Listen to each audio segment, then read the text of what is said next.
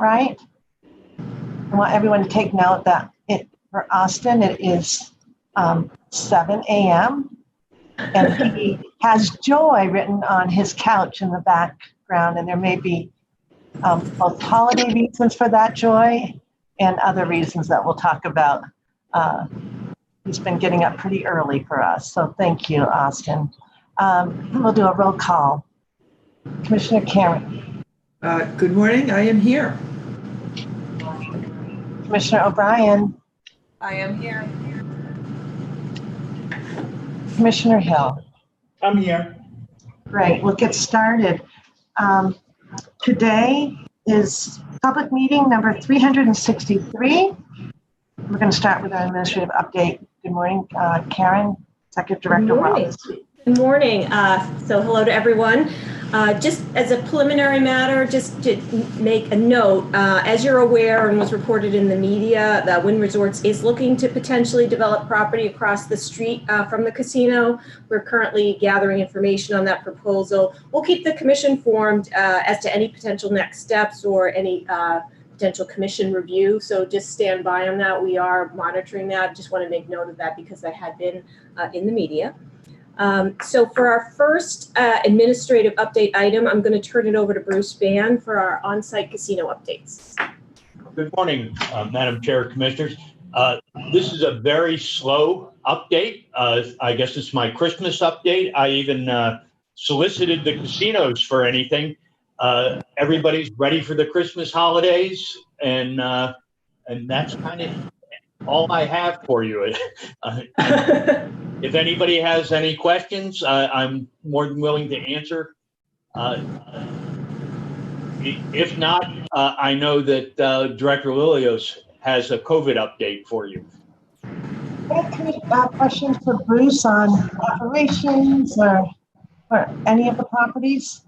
Commissioner Hill and I had a nice visit yesterday over at MGM Springfield. Any questions or follow-up, Commissioner Hill? All set. Okay. Then there's more the next meeting. That's right. Good morning, Loretta. Thank you.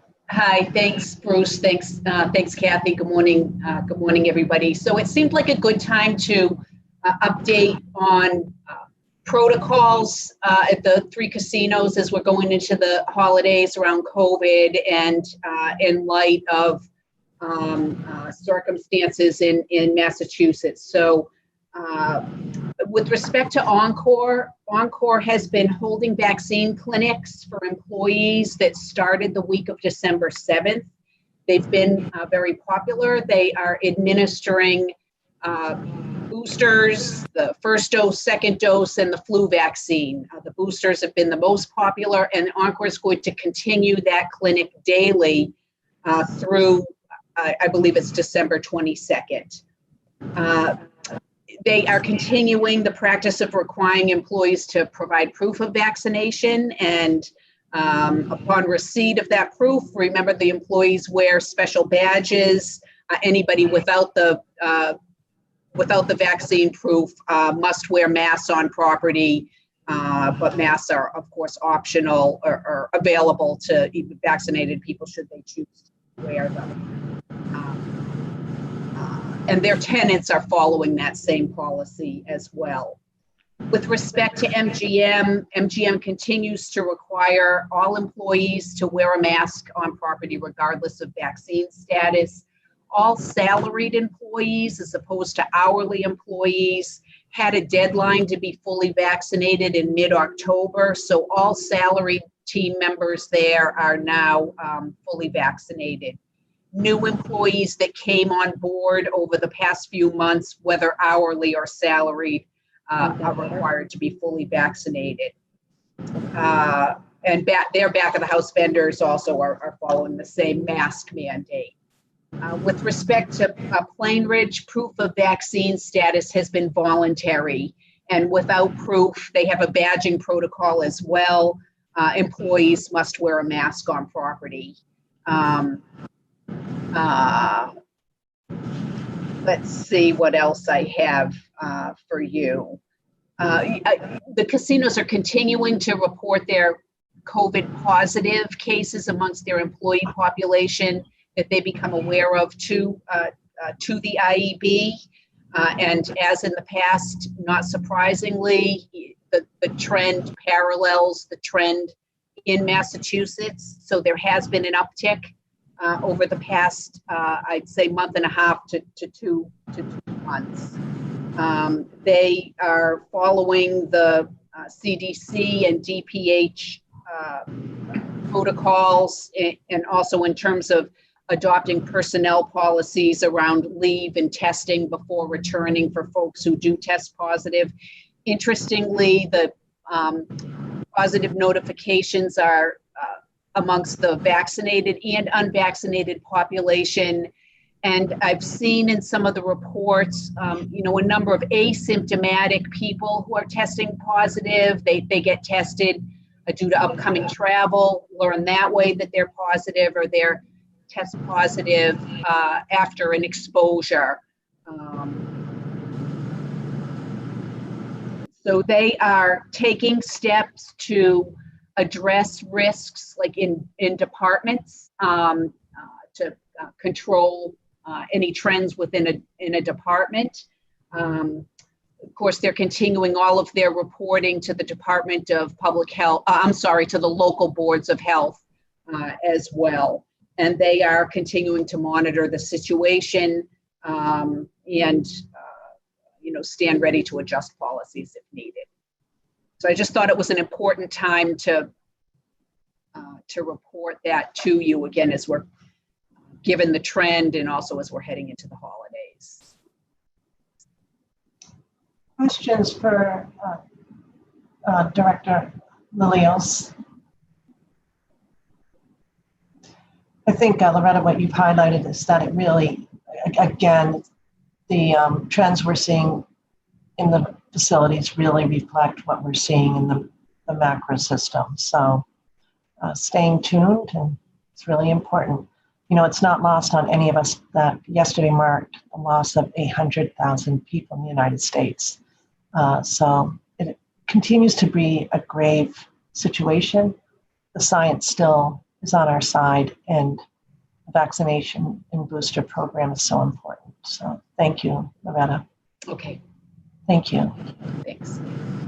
Okay. I guess, Karen, then we go back to you, right? In terms of some upbeat news. Yes. So upbeat in that we know there are nice plans ahead.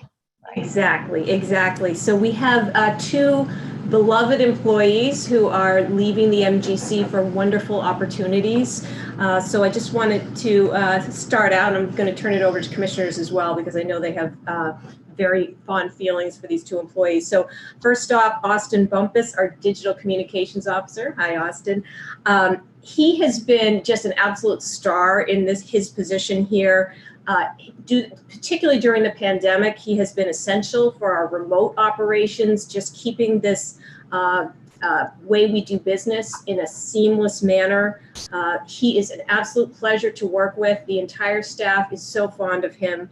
And so I just wanted to personally congratulate him. I know he has moved out to California.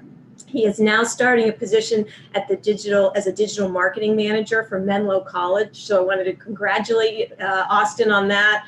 You've been just tremendous, and even during this transition period, stepping up and helping us out so that we were not sort of lost without you. So very, very happy for you, and just want to say thank you for all you've done. I know that I want to give the commissioners a chance to chime in as well, but just really, really excited for you and your new adventure out in California.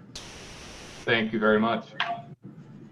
So I don't know, Gail, do you want to Sure, start off? love to start. Austin, you were such a go-to person here before the pandemic, and you continue with that and made it seamless for all of us during the pandemic. So I miss not seeing you in the office. You're one of the folks I'd look up to a little bit, because you're a tall individual, but this sounds like a fabulous opportunity for you in a new city. And just tell me, Menlo College, where exactly is it? So it's in Atherton, in the Bay Area here. So very, very exciting area, very beautiful and green, and not a lot of snow on the ground. I bet. Well, that's a great opportunity. We will miss you, but certainly the college will have the opportunity to have what we have already experienced, which is just great service. And you make everybody comfortable. And, we knew we could get through this with you at the helm. So congratulations, and hope to see you again in the future when you make it back to Boston, okay? Thank you very much. Looking forward to some golf. Excellent. All right, I'll turn it over to Eileen. Congratulations, Austin. I haven't said that to you individually yet. I'm glad to hear you're getting the type of position that you're getting, because I think you have been sort of a unit of one in a lot of circumstances. You've gone through transitioning when, Lang temporarily left and then came back and then left again.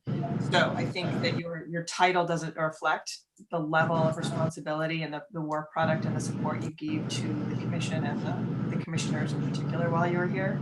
I'm glad you were able to stay with us until we got someone else that I think we have you to thank for to help keep going.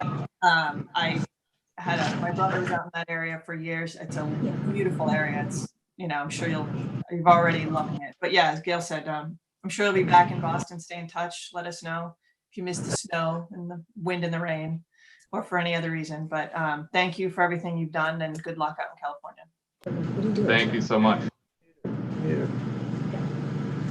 Okay, so next I go over to Brad.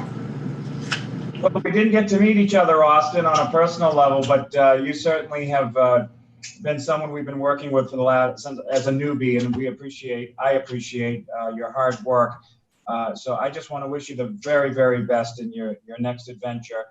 And if you ever do come back, please come to Boston. Please come up so I can meet you in person and shake your hand for the job that you've done for the Mass Gaming Commission. Happy tonight. Good luck. Thank you very much. Looking forward to meeting you. Excellent. And I'll turn it over to Kathy. Well, Austin, you have really been the steady presence that allows this commission to meet as it's mandated, openly and transparently, publicly. And you've done it, as Commissioner O'Brien said, on your own, but also so smoothly with two different partners, first with Elaine Driscoll, and then when she went off to Harvard, you stepped in with Sarah Magazine, and you were able to really put Sarah in a great position to be able to do her job while you seamlessly did yours. And you went beyond the duties that were expected of you. No one ever really knows what each of you do on behalf of the commission. But Austin truly has been writing the newsletters that you see. They're out in social media. They keep the public informed about the good work that so many of you are doing. And it's important for the public to understand that. And Austin has been just a superb communicator on that front. And then when Sarah came back, again, she knew she was in good hands, continuing to work with you. I'm thrilled because Austin chose to go to where he's going for lifelong, I hope, purposes and reasons. And I wish that piece of your life the best. I'm really thrilled that you got a position it's going to be exciting to be in academia and with an institution that's going to be truly blessed to have you. You bring all the consummate professional capacity, but you just are such a pleasure. And you just make people happy. So thank you. And the other thing that people may not know is that Austin is continuing to help us on our transition. So even though he is really giving us notice so that he can have some nice time off, he's arranged with Karen to provide sort of the hourly assistance that will make it smooth for his successor, and Crystal, who will be helping, as well as Jacqueline will be helping. It takes a village.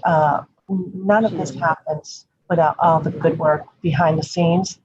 And Austin, you've set it up. You've worked so well during these really difficult times. I'm going to miss you, but I'm really happy for you. Really, thank truly. You so much. And thank you for all your help over the last few years. It's been awesome.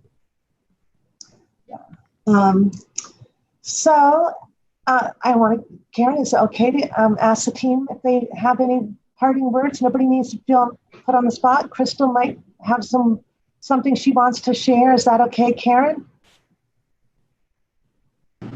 Absolutely. Oh, Kathy, you put me on the spot, but no, I'm thrilled to. Austin hears every day how much I'm going to miss him. So really, you've been more than a team player. I understand the work and the role. I know it can be quick and it can be hectic, but you're always so ready and cool and, just transition quickly. So you're going to do great. I loved higher ed. I'm so excited for you, but we will miss you here, and I will probably still bug you by text frequently. But thank you so much. Everything that you did during the pandemic and before, and how quickly you transitioned here. Even to begin with, you just kind of hit the ground running. So we will miss you. I'll say that for everybody, but I'm going to miss you a lot. So. Well, thank you, and I'm always a text away. Oh, I know. Great. And I don't mean to put anyone on the spot, but if anybody wants to chime in. Kathy, I'd like to jump in. So hi, Austin. Just on behalf of the IEB, whenever we needed you, you were just there and understood what we needed, and have been so responsive and so positive and so supportive of everything that we do. So really want to thank you for that, and wish you all the best on the West Coast. Thank you very much. Anyone else? Okay, any other further parting words, Austin? No, I just want to say thank you very much. I want to, I guess, publicly thank Elaine Driscoll, obviously, for bringing me in a few years ago and kind of taking a chance on me, and obviously wouldn't be here without her. And obviously thanks Sarah for everything over the last year and a half, both on that temporary basis when Elaine first left and when the second time. Obviously, it's been huge having her around. I want to thank the commissioners, obviously, very nice words, and obviously thank you for everything over the last few years and everything you guys do. And thank you, Karen, and thank you, Troop D, for letting me kind of stay on here while I was in California on a remote basis, kind of helping me out while I helped you out, and everyone else. I mean, Mark and the research team, Crystal, and I can't thank everyone. Obviously, it would take forever. I work with a lot of people, but I really appreciate everything. It's been awesome and very excited for this new opportunity. Great. Thank you so much. We're going to miss you. And thank you for continuing on. Okay, so pictures. You can send us yes, pictures. exactly. So we also have another very special employee who is maybe on the shyer side, not on screen today, but I expect is watching on the live stream, and that is Jamie Ennis, who I believe was the second employee at the Massachusetts Gaming Commission, was instrumental in working with the commissioners to set up the entire agency. She took such good care of the commissioners and the rest of us, super professional. She had an ability to see around corners, think 3 steps ahead, and really was a caretaker and someone that cared about doing a good job. So I did want to congratulate her on her new opportunity in that admin position with a managerial role at the Post Commission with Commissioner Zuniga. No surprise that he would want to continue to work with her given his experience with her. So I know she's not on to interact, but I did want to give the commissioners a chance to say something given the significance of her role at the commission and just her significance to all of us on a personal basis. So why don't I start with Gail, since she's right here next to me. Yeah, Jamie, you better be watching. I'm kidding. Jamie, I will miss you. I met you almost 10 years ago. Really, it's bringing back all the memories of we were a gang of 8, right? The 5 commissioners, and we had 3 staffers. And you came over from UMass Boston graciously to, I don't know if you knew what you were getting into and how much work it would be to set up a commission, but actually you're volunteering to do it again. So I suspect you felt very valued in the experience. I counted on you tremendously. I do to this day. Of course, I was on the phone with Jamie a couple of times yesterday even, and I'm sure we'll talk again today. but Jamie has been invaluable to this commission in a quiet way. Doesn't want the credit, but boy, behind the scenes, Jamie gets it done. There's not one thing that I've needed or brainstormed with Jamie about how we get something done that she doesn't come forth. Okay, this is what I set up. This is the meeting. This is how we're going to do it. And I'm telling you, it just made my life coming in from a different state to Massachusetts state government tremendously more effective because I had Jamie at my side to really walk me through and assist with every task, every responsibility. And again, behind the scenes, did not want that credit, which is why she probably doesn't want to be on camera today to be, because she preferred to just get the job done. And boy, did you ever do that, Jamie. So I know I'll see you, but we will miss you here and all your contributions to the Massachusetts Gaming Commission. And I know the Post was chomping at the bit to have you come over with your services, with your skills to assist them. So good luck. I think it's a great opportunity. And, you know, again, you will be missed. And I hope to see you soon, Jamie. Thank you. And so I know Commissioner O'Brien, you've had a chance to work with Jamie, so I just want to give you a chance to say something if you wanted to. I do, and I hope someone sends her the link to all these comments with the timestamps so she can go right to all these words of praise. I know she doesn't want to be on camera, which, as Gail said, is consistent with her personality, but I will miss knowing that when I finally start coming in on a more regular basis next year, that her smiling face is not going to be sitting waiting to greet me, because it was one of the best parts of the day. And as Gail said, no matter what I needed in terms of coming in as a new commissioner or just needing to function, Jamie knew how to do it seamlessly without fanfare. And I said to her, her Tetris-like ability with people's schedules, I think, is going to be difficult to match with whoever we get in to take her place. I'm going to miss all the conversations about, you know, everything from, you know, how to deal with a puppy to, you know, how to master getting out into Western Mass and deal with something with our job. So it's a great opportunity. I think she deserves our thanks. I also think that she deserves our well wishes in terms of this new opportunity. Enrique was smart to grab her and give her this chance and keep her expertise with him in his new position. I think the Commonwealth will be well served as well, getting a new commission up. She's been through it once before. I'm sure she'll take those skills with her. So Jamie, happy holidays. Please stay in touch. I know you don't actually have a building yet in the city, but when you do, please make sure you come in and say hi to us, and we can take you out properly to say goodbye.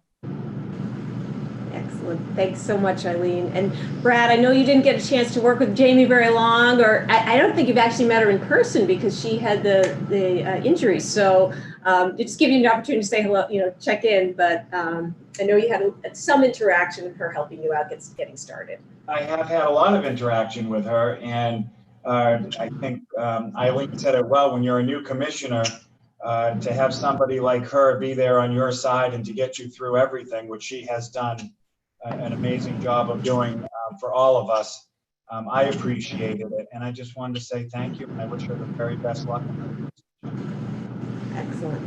And then I'll turn it over to the chair for words, because I know the chair and Jamie just work so closely together and so seamlessly. So I do think Jamie will turn to the link. I did try to persuade her to come on board, at least to hear, but she also has an appointment today, and I want to share that.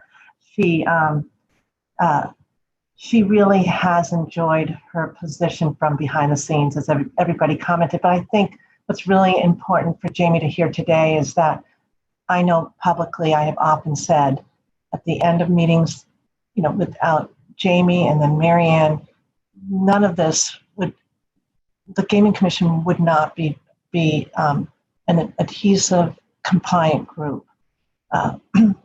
Jamie has such great insight as to what is right. And that's what I had such complete confidence in her from navigating, you know, our scheduling and being able to get back to both internal and external people, but also in keeping our time. She's so precise about it because she understands that we work for the Commonwealth and that we have a duty to to keep careful records of our time, keep careful record of the public resources we access. That understanding of really the core ethics of state government will be so valued by the post-commission. And yes, Commissioner Zuniga was really smart, but he knew all that Jamie could bring because he also was the beneficiary, day in, day out, of her just superb professionalism. On the flip side, probably a fault of mine would be a late in the day call to Jamie, and it might be one short work matter, but there was a lot of chit chat for me because Jamie can just make you laugh. And I know that even because working from home, and if I were busy fixing dinner or something, I would have it on speakerphone, and my husband would say, that must be Jamie because she just made me laugh. And I'm going to miss that terribly. The dog stories, right, Eileen? So many dog stories, but also talking about television shows and just remembering that we're colleagues and human. But I relied completely on her professionalism, from our scheduling, our timekeeping, our reimbursements. She just understands that core function. She also went from doing, I think, historically, 2 commissioners or 1. I think it was simply my predecessor, Steve Crosby, to now at one point serving 5. And she did that, really seamlessly, and something that, I often emphasized, that she was doing the job, the confidential job of being our single, at the time, administrative support and professional on behalf of 5 of us. So I know she's going to a bigger commission. I'm not sure she's going to one that will have be probably as demanding as us in terms of our schedules, but I suspect it's going to be complicated. She's going to be up for it. And I think she's going to have fun. It's going to be really interesting work. So I love that she's getting new opportunities for growth, that she'll have those managerial responsibilities. It's an awesome opportunity, but I am truly going to miss you, Jamie, as I've said already to you. So thank you. Thanks, everyone, for recognizing Jamie today. I don't know if people want to send something, but I know that Jamie also coordinated with you constantly when you needed a commissioner involved in your work. She's been so accessible and fluid, and for that she's really been that presence behind the scenes that keeps things running. So just want to say again, thank you. Any team member who wants to chime in, certainly Karen, this is the opportunity.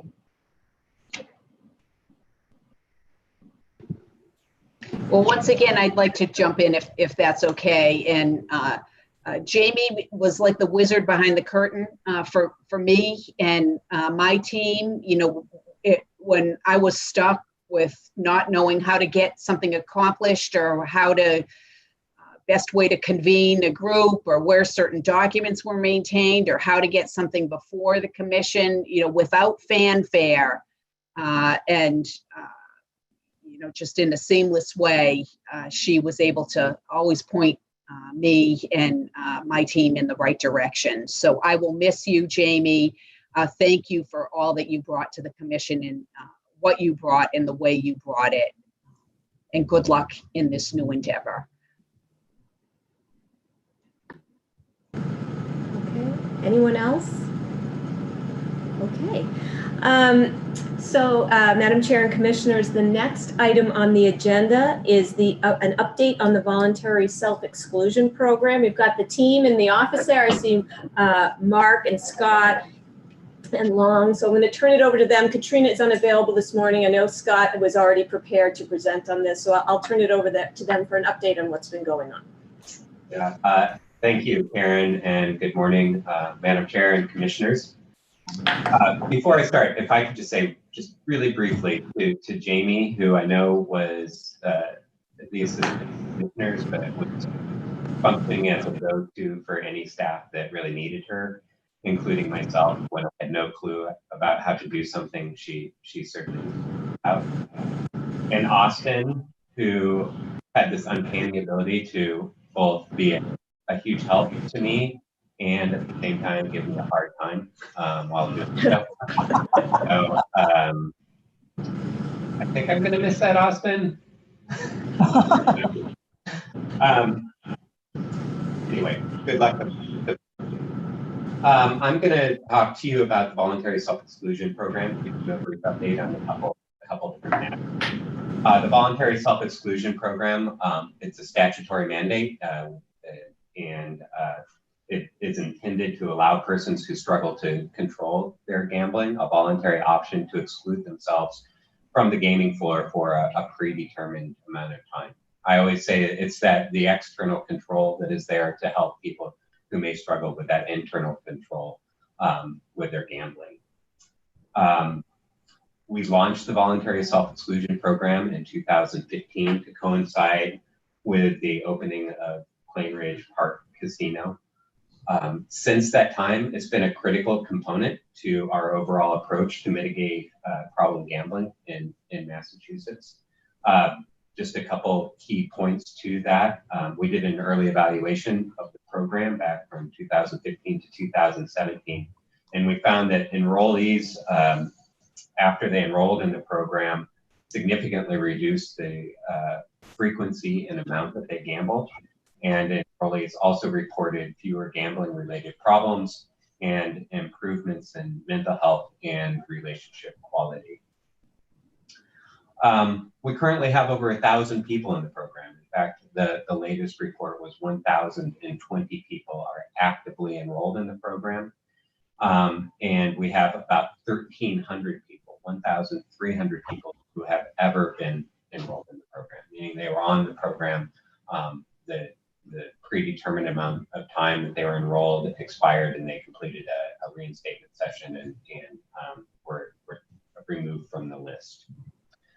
I want to say that these numbers of enrollments are impressive, and it's a milestone. But I also want to say that it represents just a small percentage of the number of people that we know in Massachusetts struggle to control their gambling. I think that we should be proud that we have a program that is there to honor and support a person's decision to stop gambling.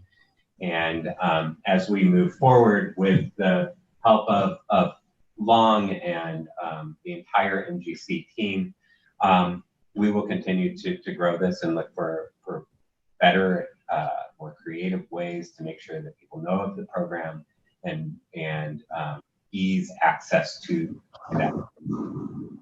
So to that end, about enrollments, a vast majority of people enroll in the program with our game sense advisors at the casinos. In fact, 83% of people who enroll in the program do so through a game sense advisor at the casino. When in March of 2020 with COVID, we reevaluated how people were able to enroll in the program. We launched the program requiring that it be a face-to-face interaction. With COVID, we reevaluated that piece of it and introduced a option for people to enroll remotely, meaning that they can, with a smartphone, with video capacity, enroll from anywhere with a game sense advisor. And that's a small number at this point, but we've noticed, especially over the past couple months, that the number of people enrolling remotely has continued to increase. So that's the first update. The second piece, and this has been, I think, a really nice collaboration between the Research and Responsible Gaming Division and the IT Division. Especially, I want to call out Katrina and Scott. Scott has been really important in developing this piece of it. So on January 10th, after probably at least a year of development, we'll be launching a new voluntary self-exclusion web application. This application will function as the official list that's shared with authorized parties that can receive that list. This is important, and it's been important for a couple of different reasons. We launched, as I said, we launched the program back in 2015, and we since that time had been building it off of an Excel spreadsheet, an Excel program. I think it's safe to say that we've outlived and outgrown that Excel spreadsheet, and so migration over to this new program is incredibly important for it.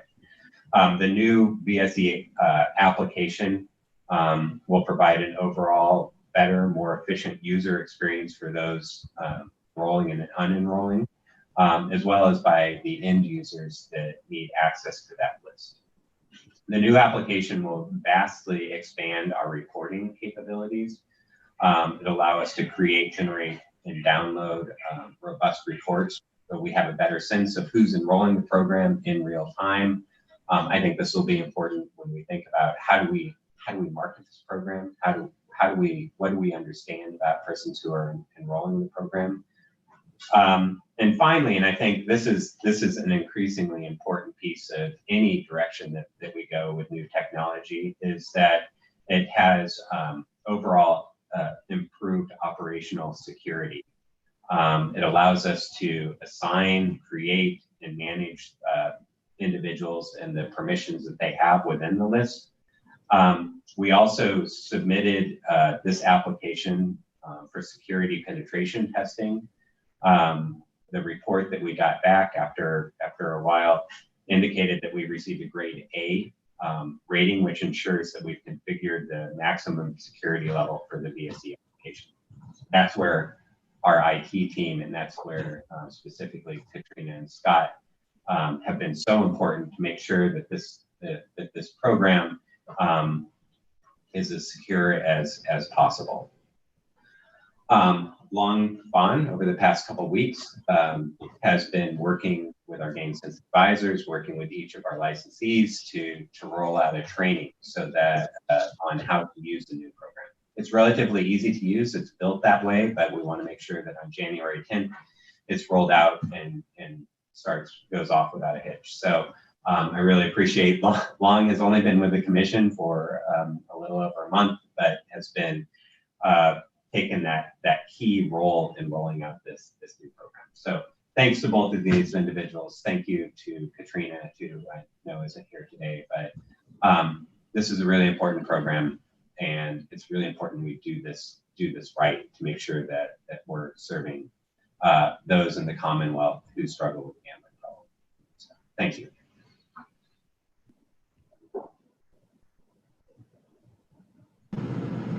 Anything from Scott? I just want to make sure he had an opportunity. Anything you wanted to comment on, Scott? Mark covered the technical points with the security testing and stuff. So. Okay, so we're all set.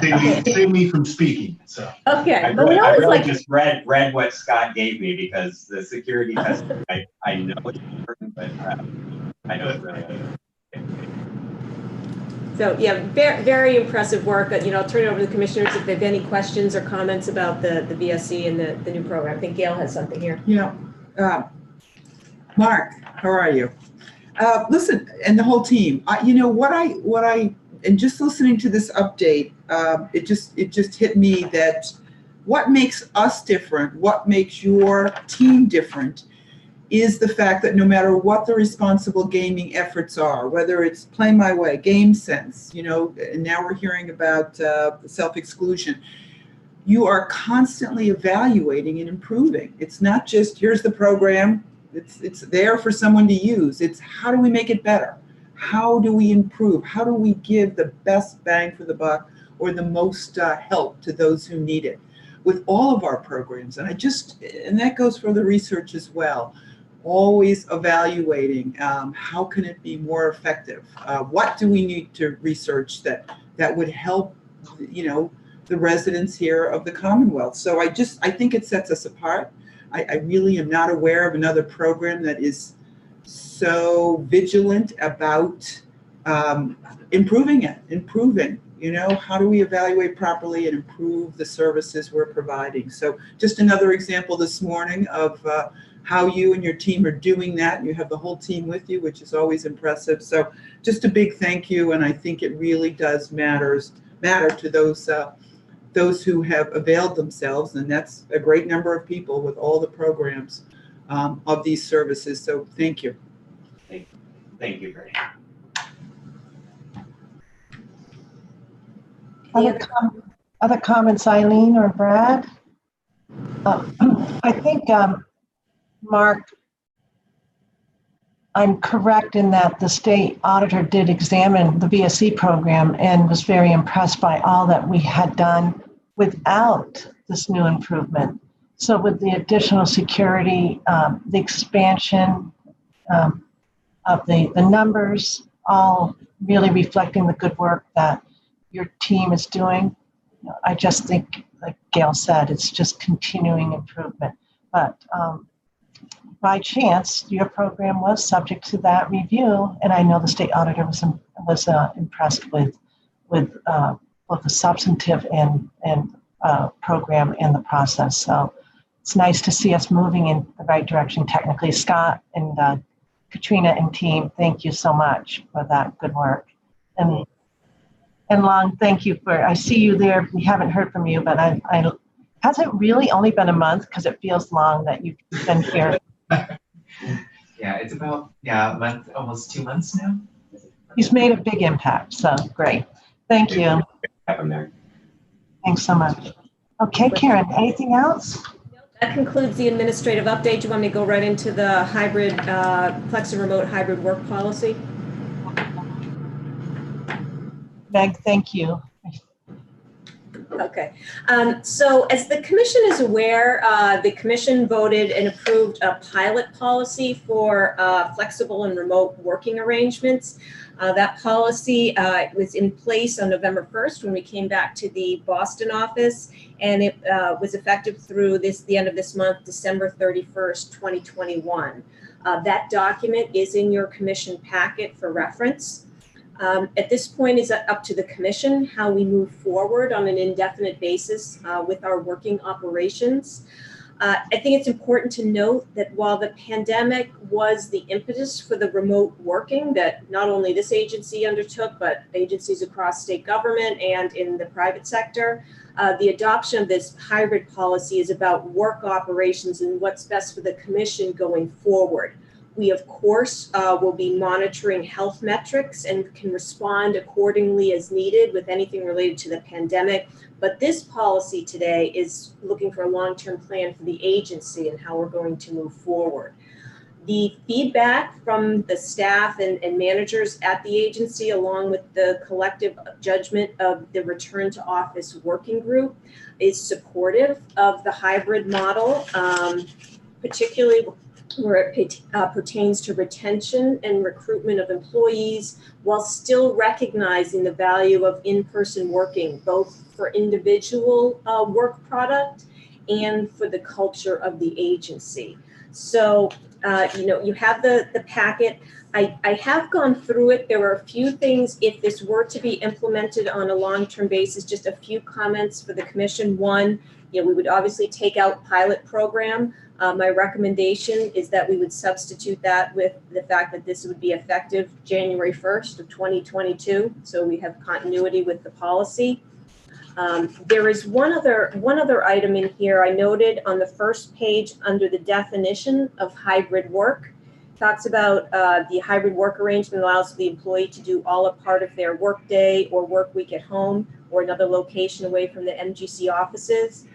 Because the policy requires at least 2 days in the office for line level employees, I would recommend that we just tweak that language to say that a hybrid work arrangement allows for employees to do all or part of their work day or part of their work week at home, just so it's consistent with what it says in the rest of the policy. And other than that, there is language in this policy on page 2 that indicates that currently the MGC recognizes the need for enhanced flexibility due to the COVID pandemic. That's relevant now. That may not be relevant in the future, hopefully. That may be something that we could modify the policy going forward, so I'll just highlight that. But other than that, the commissioners, we're the commissioners that were on the working group, Commissioner O'Brien and Commissioner Cameron are available to comment on the working group status.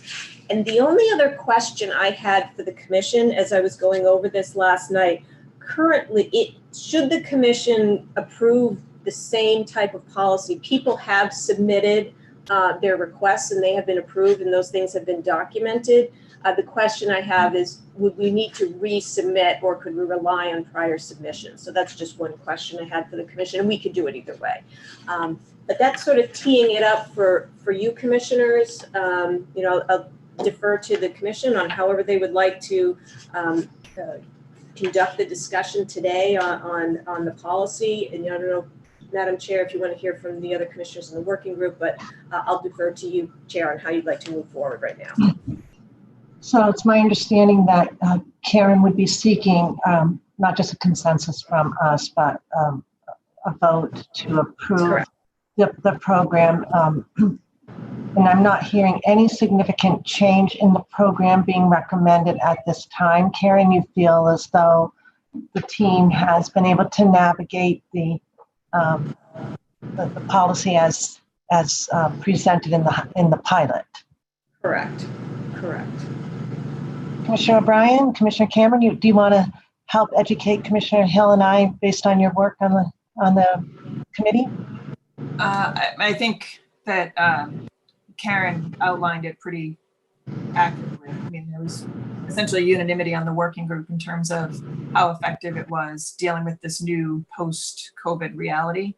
I asked specifically if there was any incident that they could identify a work either not getting done timely, anything like that. Nobody has had an experience like that. So it does seem to adequately address what is right now the reality of the post-COVID work world in terms of getting our work done and retention.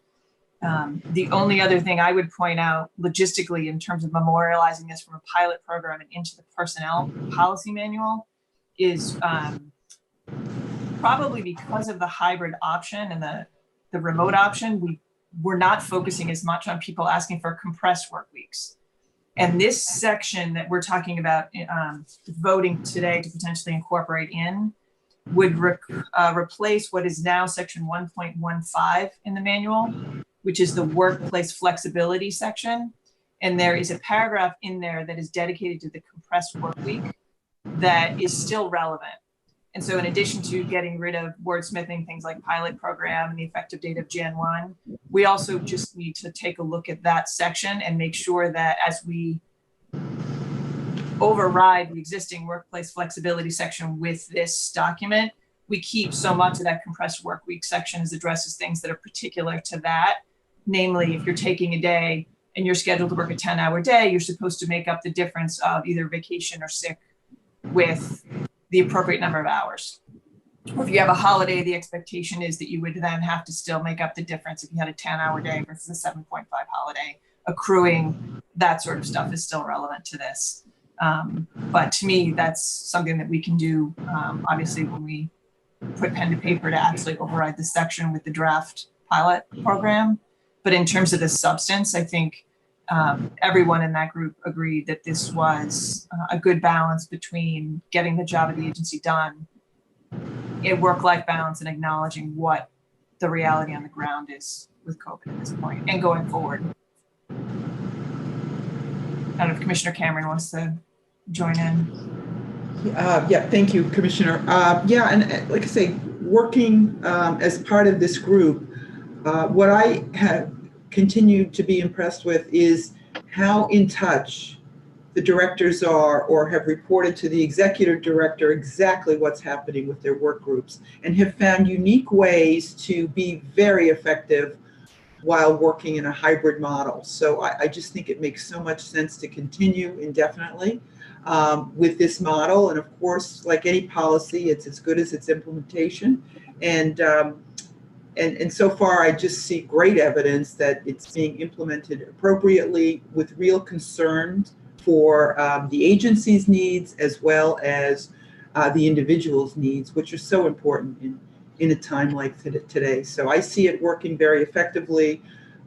There's always, like any other policy, it's a living, breathing document that may need to be adapted at some point, but I feel strongly that that we should adapt this policy and, delete the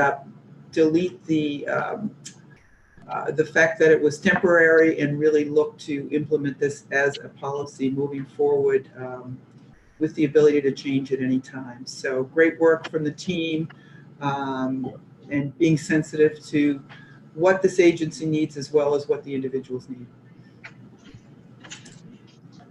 Commissioner Hill, do you have any questions for our colleagues? I don't have any questions. First of all, thank you to the working group who put a lot of work into this, and I know that you did. And I know these were asked, and one of the issues that I was concerned with early on regarding this proposal was the public availability of the people of the Commonwealth of Massachusetts. I want to ensure that whatever we do, that the people of the Commonwealth will still have access to our agency in a very clear and deliberative way. And I have been assured after talking to the managers and to fellow workers here that that does happen and that there hasn't been any issues. That if somebody really needs us, they have access to us, and that's was my main concern, making sure that the employees that have the people of the Commonwealth had access to. So, for example, if you needed to get a license, you're going to get that license in a very timely fashion. You can make an appointment and see our staff. That doesn't seem to have been an issue, which I'm happy to hear. I think moving forward, from any concerns that I may have had about this regarding public availability to the agency itself have been alleviated. And I could be very supportive of moving forward with my fellow commissioners on taking, I think, the word pilot out of this proposal. Karen, do you want to address Commissioner Hill? As far as the, was there a particular question, Commissioner Hill? I think it's just in terms of the public access generally. And that's really important. I think that, it's important to always remind ourselves that we are public servants, we are a public agency, and, we work for the people of Massachusetts, and that we need to be available. What I've heard from the staff, which I found very heartening, is that people are always willing to say, hey, we are appreciative of this hybrid option, but if you need me to come in for a commission meeting or you need me to come in for this, I'm absolutely going to do that. And that makes me feel good about the quality of the staff members that we have, that they're engaged and they want this to be successful. And also that they recognize that this hybrid policy and being able to work remotely is a privilege that they appreciate and would like to keep. And so they're willing to make it work. And I think that's been really helpful. And that just shows the quality of the people that we have working here. And I feel good as a manager because I know, hey, if we need something, we're going to come in. If there's a big project, if there's, say, some legislation that passes next year and we're going to need to be engaged in working on that, maybe a little bit more in the office, that I feel like people are on board to do that and be a team. But Thank you. I think Commissioner Hill's point is a good one. Yes, it's so important to pay attention to our needs, but it is about, are we serving the public's needs? And I think a couple of examples. Commissioner Hill, you told me you were out in Springfield yesterday. Not only meeting with the licensee, but people see and know that you're there. So that's an indication of the fact that we haven't forgotten of our responsibilities. This morning's presentation about our responsible gaming efforts and how we are making that more user-friendly for the public and those individuals who may need those services is another example of our agency being responsive to the public and what those needs really are. So I think anytime we can be reminded of that, it's a good thing.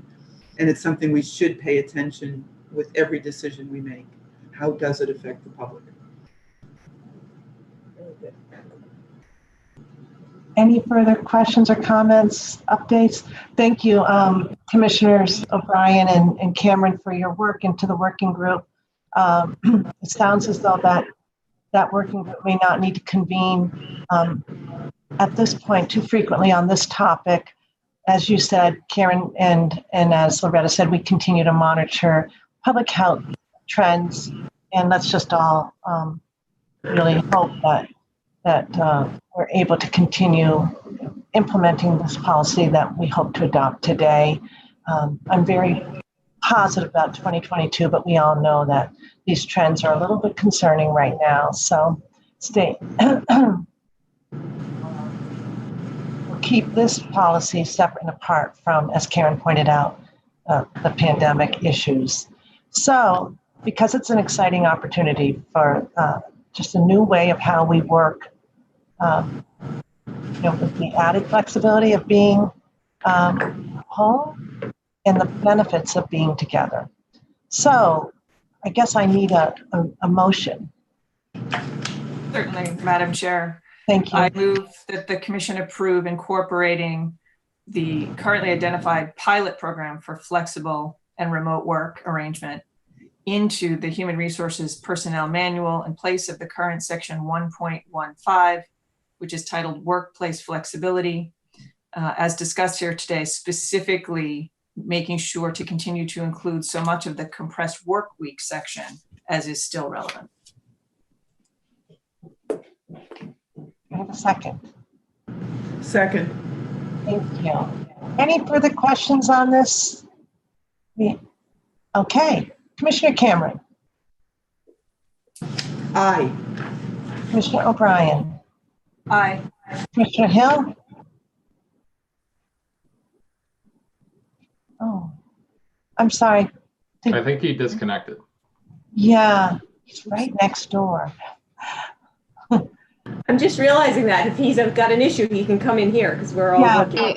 His just went down. A few What of us if are I step into my office, Crystal, and we can take a brief break, but if you could just want to step into my office, that'd be great. He's coming right He's here. here. Hold on. He's here. He's no dummy. He knows how to solve problems. There's a short walk to my office, but that's okay. Say something Sorry. to A few of us are experiencing technical challenges today.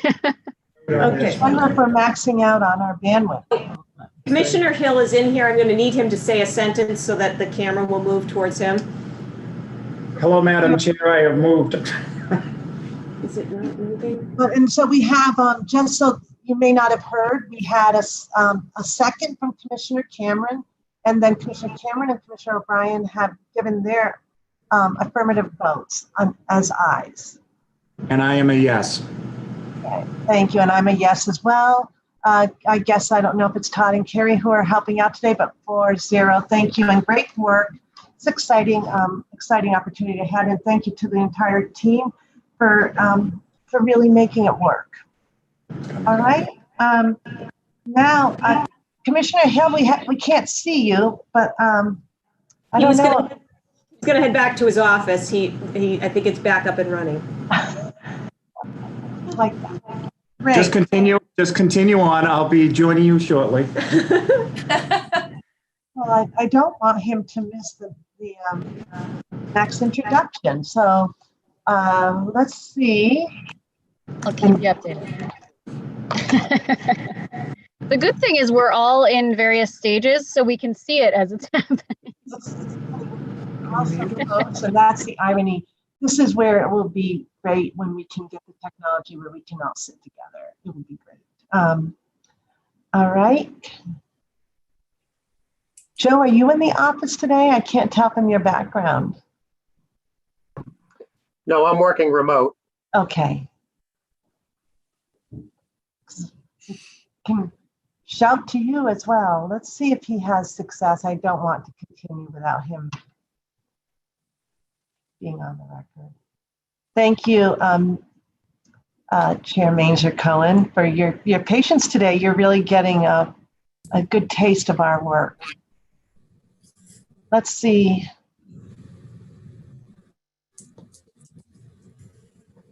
Am I on? You're on, and now you're yeah, you're on. We'll just see if Crystal's working her magic with Commissioner Hill's technology. Okay. She helped me this morning. Karen, you watched her in action with the screens and figured it out. So She's quite good. And I can check there, because if for some reason that's an issue, we'll just have him come back here and he can do it with the owl camera here. Yeah, you really can't just join me. It's not quite. Be a little weird. Be a little bit.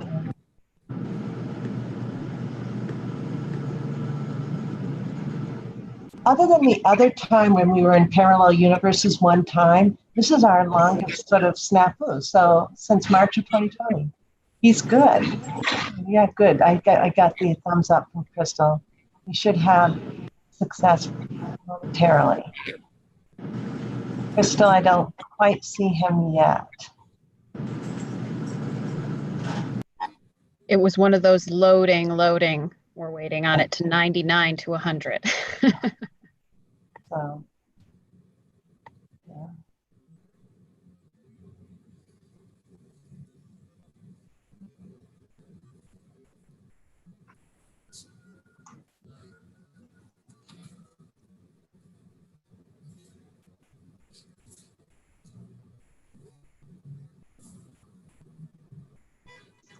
So, Gail, one of the things that got brought up yesterday during our tour out in Springfield was that the Red Sox wouldn't be doing their winter visit there as they did 2 years ago. And of course, it has to do not necessarily about COVID, though that's a factor, but also the strike or the lockout, I mean. So that's exactly right. I hope that ends soon. So yeah, great. But it shows people. Impact, I think sports got a lot of people through the pandemic, and it brought joy and excitement to their lives. And it would be unfortunate if this extends for any period of time. Right. So, I saw that, and I know that it was such a good economic driver. So if not this year, hopefully next year they come back for that. It's a great event. Okay. And now we do have Commissioner Hill. Yay. We didn't want you to miss one bit. It's my pleasure now to move on to item number 4 and an update really from our Gaming Policy Advisory Committee and the associated subcommittees. Many of us haven't really ever gotten a full update on that important part of 23K.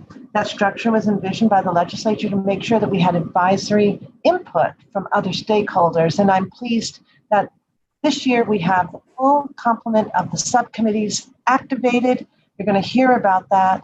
And it's also my pleasure to introduce to my fellow commissioners and to the entire team appropriately, Chair Meg Manger-Cohen, who was appointed by Governor Baker, I think now, almost 2 years ago, Meg?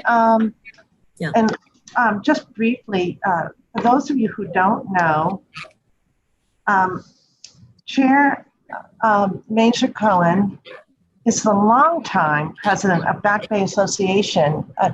While we think about our tenure, or Commissioner Cameron's in particular tenure being long, Meg has served in her role as president of the Back Bay Association for 21 years, since the year 2000. Before that, she was the CEO of the Somerville Community Corporation, and prior to that, she had an important role in public relations with the Downtown Crossing Partnership. So she has been a key advocate, voice, and leader for communities, and so it's very understandable that why she was appointed to this role.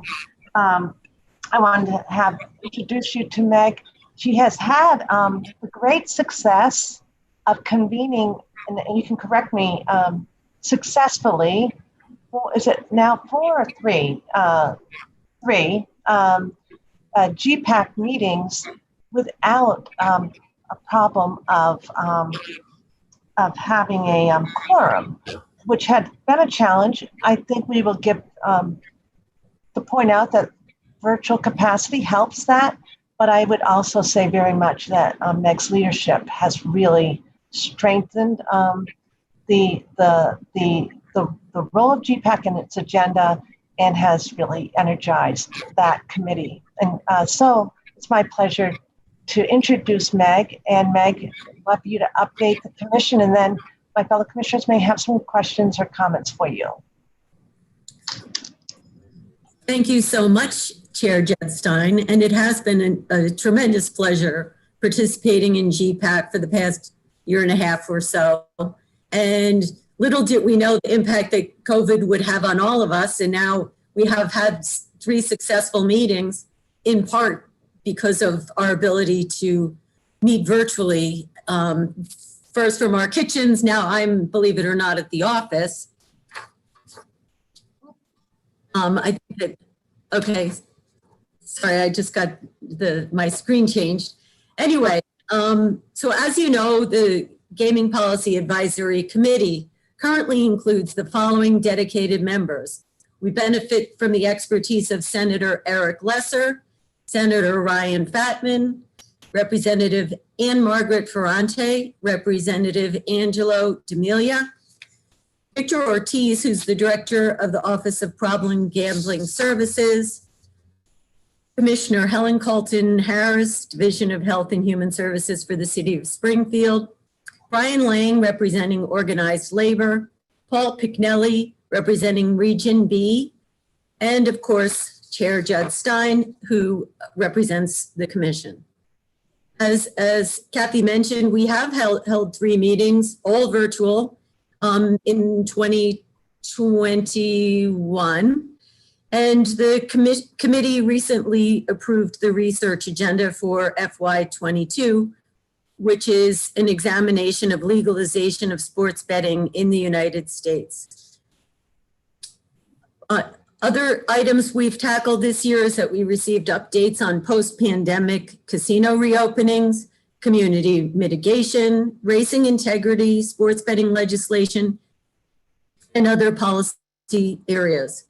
The subcommittee began reporting about the important work. The subcommittees have been reporting about the work that they are doing.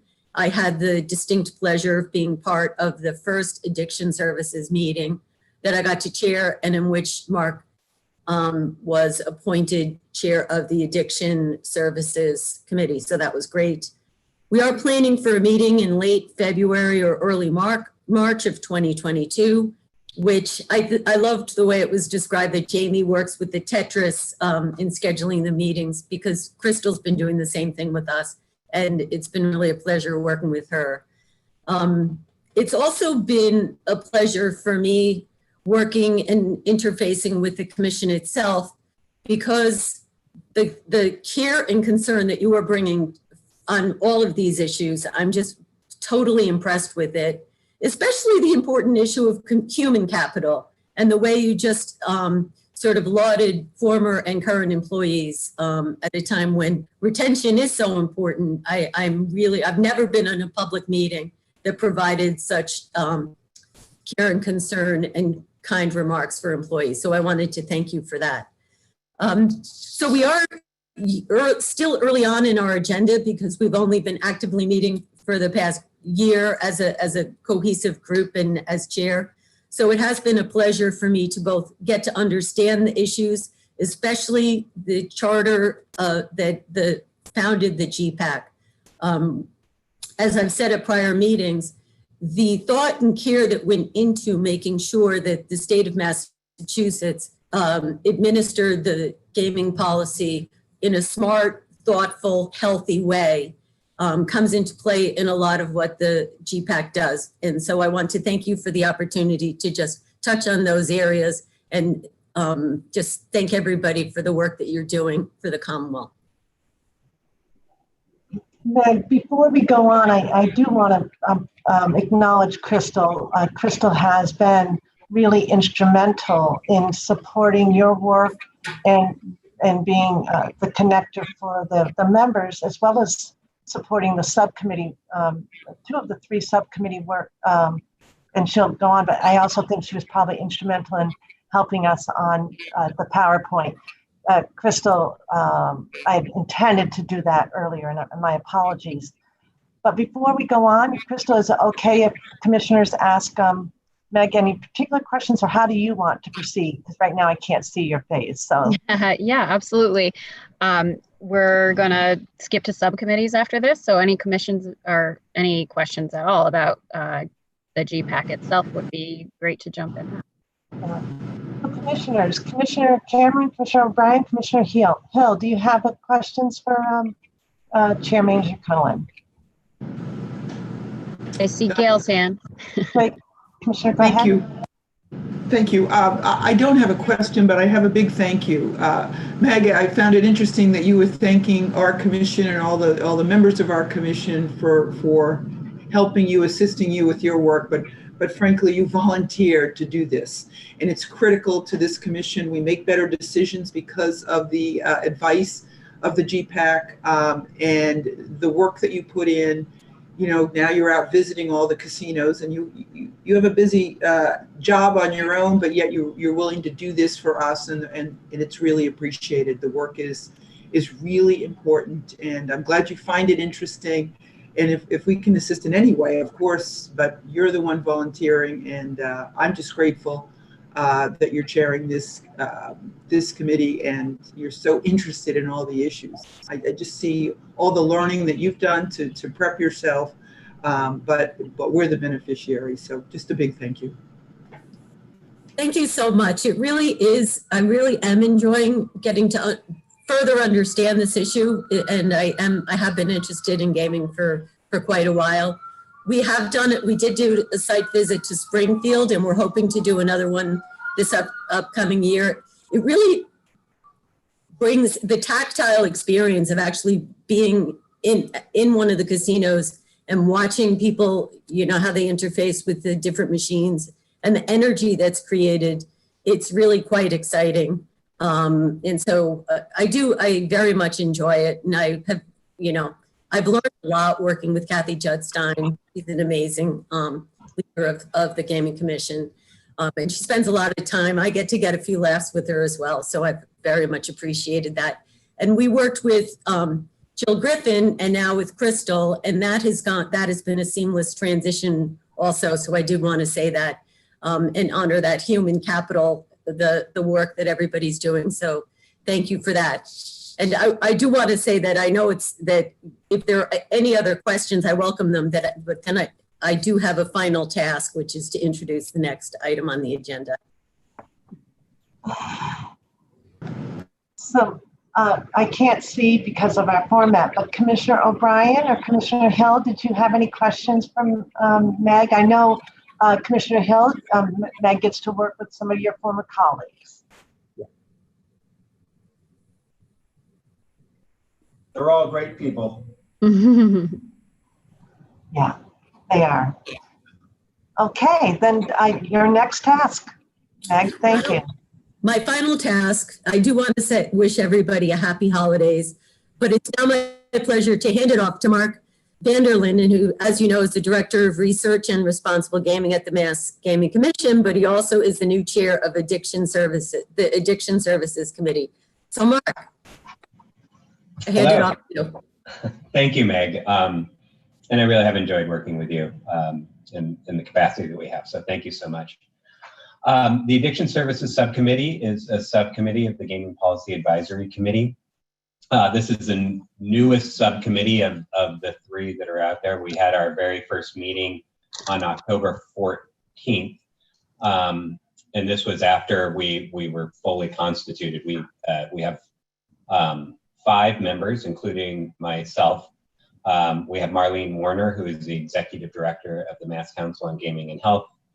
Victor Ortiz, who is a member of the overall GPAC, but he's also a member of this Addiction Services Subcommittee. Victor is the Director of the Office of Problem Gambling Services at the Department of Public Health. We have 2 governor appointees, Yo-Yo Yao, who is with the Boston Chinatown Neighborhood Center, and Dr. Rudy Vega, who is with the John Snow Institute for Research and Training. An excellent group that bring varying perspectives, but all contribute. Our overall mission, as required in statute, is to advise the Gaming Commission on regulation as it pertains to problem gambling prevention and treatment or intervention. So with that mandate when we met on December 7th, we identified some areas that we would want to focus on moving forward. And those 3 focus areas are listed on this slide. One is to examine casino marketing practices and explore recommendations to prevent practices that target vulnerable populations. The second is taking a look at third-party exclusion. So I mentioned earlier, I spoke of voluntary self-exclusion. Third-party exclusion is basically exclusion of an individual, but that process would be launched by a family member or a loved one. And so we're looking at the methods of implementing that process. And then the third really is overall in thinking both short-term and long-term of how do we use this amazing research that we have in order to inform activities that this group could latch onto and shepherd forward to a recommendation to the Gaming Commission. So we working closely with Marie Claire to help kind of pull some of those out of the over 50 research reports and studies that we've have on our library. So more to come on that piece of it. But it's a good group, and we plan to meet again. I think it would be late February or early March. Thank you. Great. Thank you, Mark. It's been really, really very interesting sitting in on those subcommittees. The GPAC, I felt like I was getting a hold on over the last couple of years, and then boom, addiction services. So technical. All right, now I would like to bring Commissioner Hill up to the front of the screen and give him a chance to go over Community Mitigation Subcommittee. Sure. We've been discussing the Community Mitigation Fund quite a bit recently, so I'll be very quick with my fellow commissioners. But during the year, there were 4 meetings held, 3 of them before I got here, and then when I was appointed chair, we held one late in the year. Starting in May of 2021, the Commission reviewed the results of the 2021 Community Mitigation Fund grant round, discussed issues facing the Community Mitigation Fund, and as a result of those discussions, starting around September and into November of this year, we met and to provide input on outstanding policy questions. We reviewed and we commented on the draft and final CMF guidelines, and as you know, we voted on those after a really what I think was a very good process with the Commission and certainly the staff and those on the subcommittee. Region A and Region B, our local community mitigation advisory committees, also met 4 times, and they provided a lot of input on the development of the 2021 CMF guidelines. And most recently, and I want to give some kudos to Joe and Mary, who set up and had a very, very constructive informational workshop on Tuesday. Over 100 people actually attended the workshop. And during that workshop, there were some very good questions that were asked of us moving forward on what would be allowed in an application. In applications, as you know, are due at the end of January, and then starting in February, the staff will start looking at those applications moving forward. But I think what came out of that workshop, and we kept hammering it home, is the fact that Joe and Mary are here for anybody to ask questions. We're willing to help, with them to find projects for this program. But again, 100 people, which more than we ever expected. We were happy with that, certainly, and the presentation that was given was just second to none, really and truly. So unless Joe or Mary want to add anything to that, that would be my little update on the Community Mitigation Fund and the subcommittee. No, thank you, Brad. I think you covered it very, very well.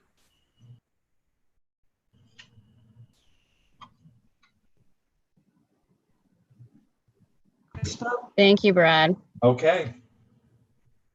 So we have one subcommittee left to get a little bit of an update on, and Commissioner O'Brien will give us that message. Thank you, Crystal. So the Public Safety Subcommittee met once last year in May. We went over several of the reports two of the reports, assessing influence of gambling on public safety in mass cities and towns, and then on relative to on Cobarson Harbor, and then also for Springfield. The committee consists of 7 members. Technically, there is a vacancy with state police right now that they're in the process of replacing someone who retired. It is myself, a member of EOPS or a designee, Executive Office of Public Safety, state police, AG's office, the Mass DA's Association, Mass Chiefs of Police, and then a representative from the labor unions.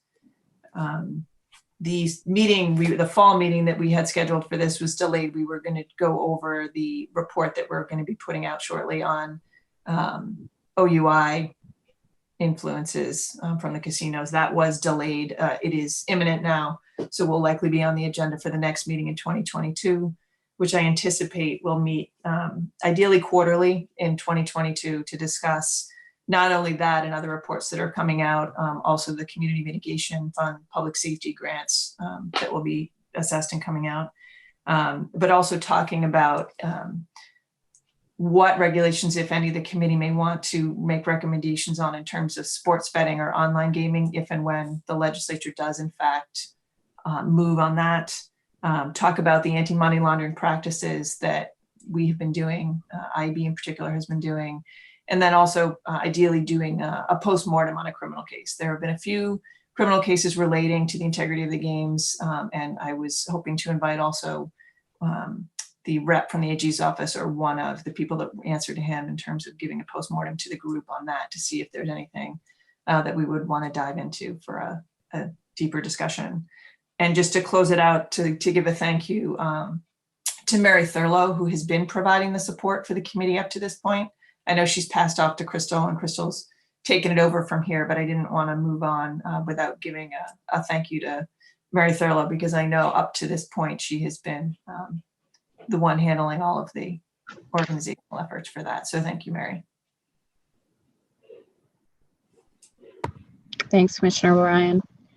I did just want to say I have, as Commissioner O'Brien just stated, just begun working with public safety, and I'm looking forward to doing that. But I've worked really closely with Chair Mainzer Cohen this year, and the passion she's had, just dove right in amidst the pandemic, but also just in a virtual realm with a crew of new people. And she has been interested in asking questions and really responsive the entire time. So it's been really great to work with you, Meg, and I look forward to next year as well.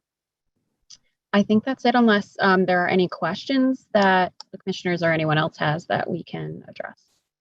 That would be great, Crystal. Maybe so to go back to either Mark or Commissioner Hill or Commissioner O'Brien.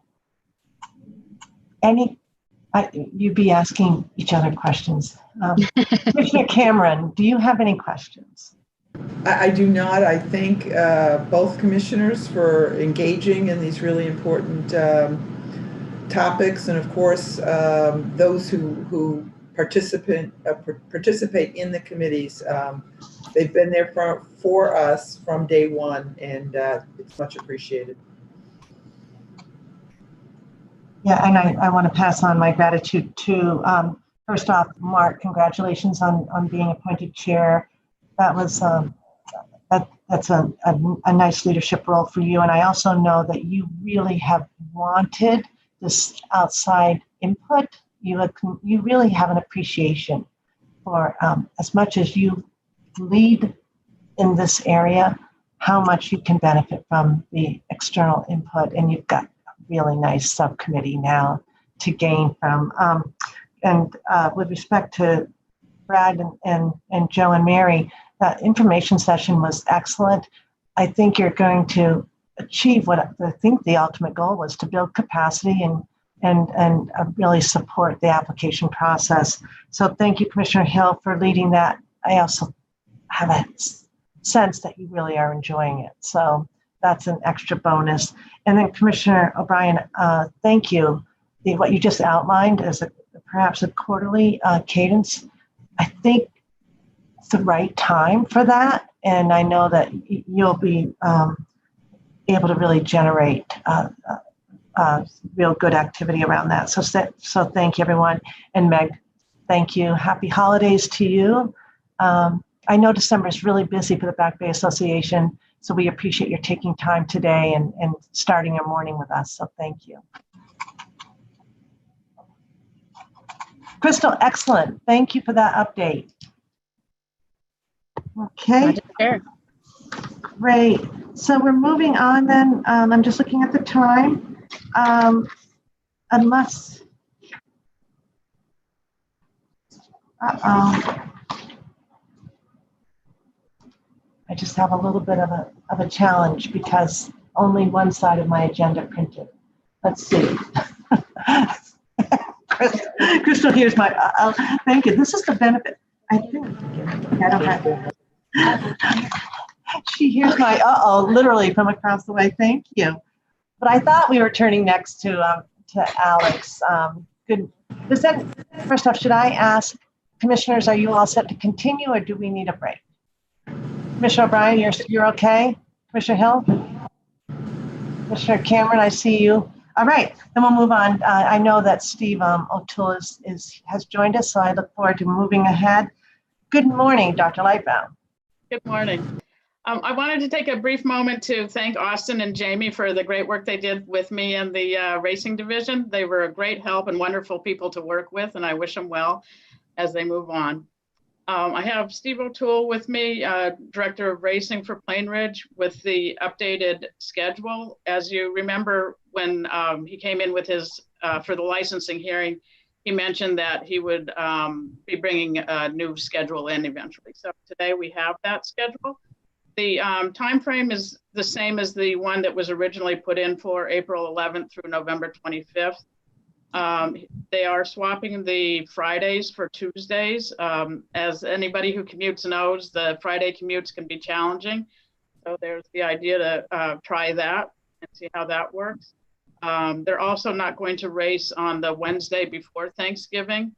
That had been something that folks had mentioned to Steve, that, you know, that was a difficult day, the day before Thanksgiving, to race all day and then try to get home afterwards. There are a fewer Sundays as well, but otherwise that's what the main difference is in the schedule right now. And Steve O'Toole is here if you have any questions. He is on the call. Commissioner Cameron, do you have questions or comments?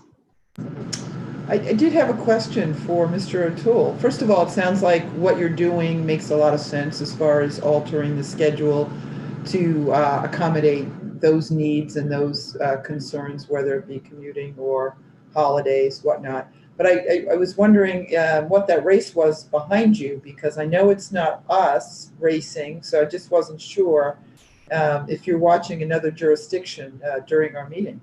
I'm guilty. Busted. That's Monticello in upstate New York. That's great. Thank you for that. Good to see you, Mr. O'Toole. Good to see you as well. If you'd like, I can comment on the schedule. Alex kind of laid it out pretty concisely of the changes. One of the things that this past year, we were disappointed in some of the participation in the field sizes that we had and the cards that we had. So we tried to work more cohesively with the commercial tracks in Maine, Bangor, and Cumberland. A lot of our horses that fill out our schedules come from those tracks. So some of the swapping around that we did, as Alex mentioned, the travel is an issue for some of those people. And I think what we did was we identified a soft spot in August to race a few Fridays where there is no commercial tracks racing in Maine.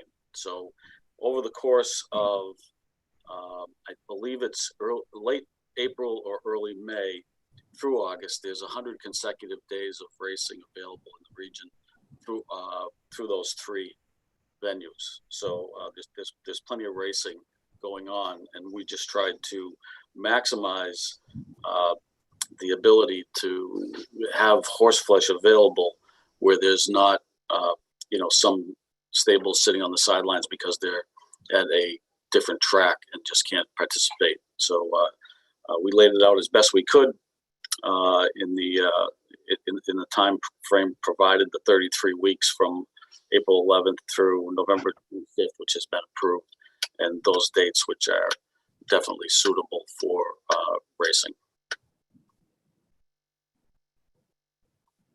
Thank you, Steve. You will need a vote from us, correct, Alex, on that? Yes, please. And Alex, I'm not hearing any concern you have with the proposed schedule, and you would recommend the adoption, correct? Yes. Thank you. Okay. Do I have a motion or any further questions? I'm assuming no further questions. Okay. Commissioner O'Brien. Chair. Madam Chair, I'm happy to move that the Commission allow Plain Ridge Park Casino's request to amend the previously approved racing schedule for 2022 racing season by approving the schedule contained in the Commissioner's packet. Again. Discussion. Okay, Commissioner Cameron. Aye. Commissioner O'Brien. Oh, I thought I had heard a second. I'm sorry. And you delayed, so I wasn't sure you heard me. So okay, good. Thank you. So Commissioner O'Brien second, and I heard a vote affirmative from Commissioner Cameron, and now Commissioner O'Brien, now Commissioner Hill. Aye. And I vote yes, so 4-0. Thank you so much. And thank you, Steve. One other thing, Madam Chair, if I may. Yes. We're pleased to announce, too, that we worked out a couple of new stake races into the national calendar. On April 28th, we're going to offer the Paul Revere Pace, which will be a $75,000 early closer for 3-year-old open pacers. And on May 16th, the Battle of Bunker Hill Trot, which will be also a $75,000 early closer, and that's open to that's an open pace for 3-year-old trotters. So we're really pleased that those fit into the national calendar. We worked with the Hamiltonian Society to work these into the national calendar, and they fit very well. We hope we get some nice participation, and we don't like to put too much on top of the Spirit of Mass Day, but we did stay with the Spirit of Mass theme in naming the two events. Nicely done. Can you give me the April date for the Paul Revere race? It's April 28th. It's a Thursday. Great, thank you. And nicely done, and congratulations on that, Steve. Excellent. Thank you. Thank you. Now, is Steve staying on for the other matters? Yes. No? No, Steve O'Toole's finished now with his item for today. Well, the reason why I asked is because I wanted to make sure we pass along our good wishes for the holiday season, Steve, and thank you for all that you did this past season to make it a successful one. Commissioner Cameron, were you raising your hand? I was not, but I would echo that we wish Mr. O'Toole's team happy holidays, the whole team. Hope to see you soon. Very much appreciated, and the same to the commission as well. Thank you. Thank you. Thank you very much. Okay. Moving on to your next item then, Alex. Okay, our next items all deal with Suffolk Downs, and Chip Tuttle, the COO for Suffolk, is on the call today on the video. So the first item is the request for the 2021 premium free period. That is part of Mass General Law 128C, Section 2, Number 5. And they've requested the dates of October 9th through December 31st. And I would ask the commission to approve this, and it does require a vote. Good morning, Mr. Tuttle. We haven't seen you Greetings. for- Yes, Nice to and see you. season's greetings to you, Madam Chair, and everybody, and welcome Commissioner Hill. Very nice to see you.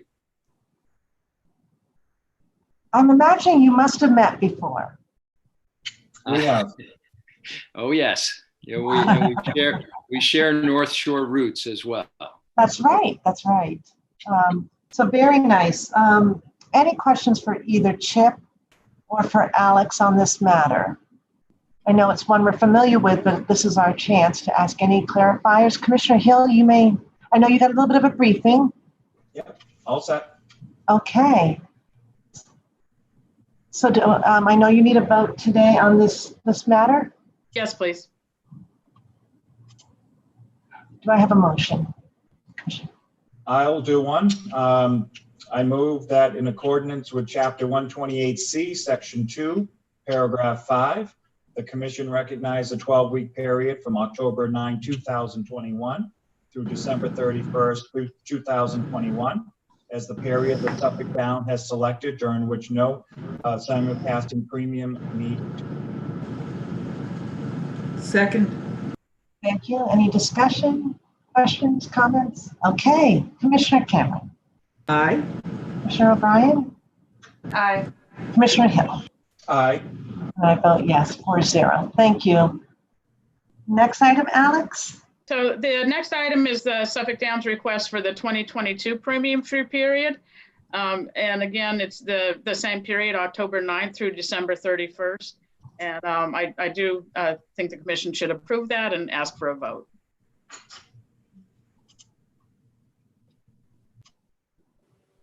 Any questions for Alex or Mr. Tuttle on this? Okay, then if I could have a motion.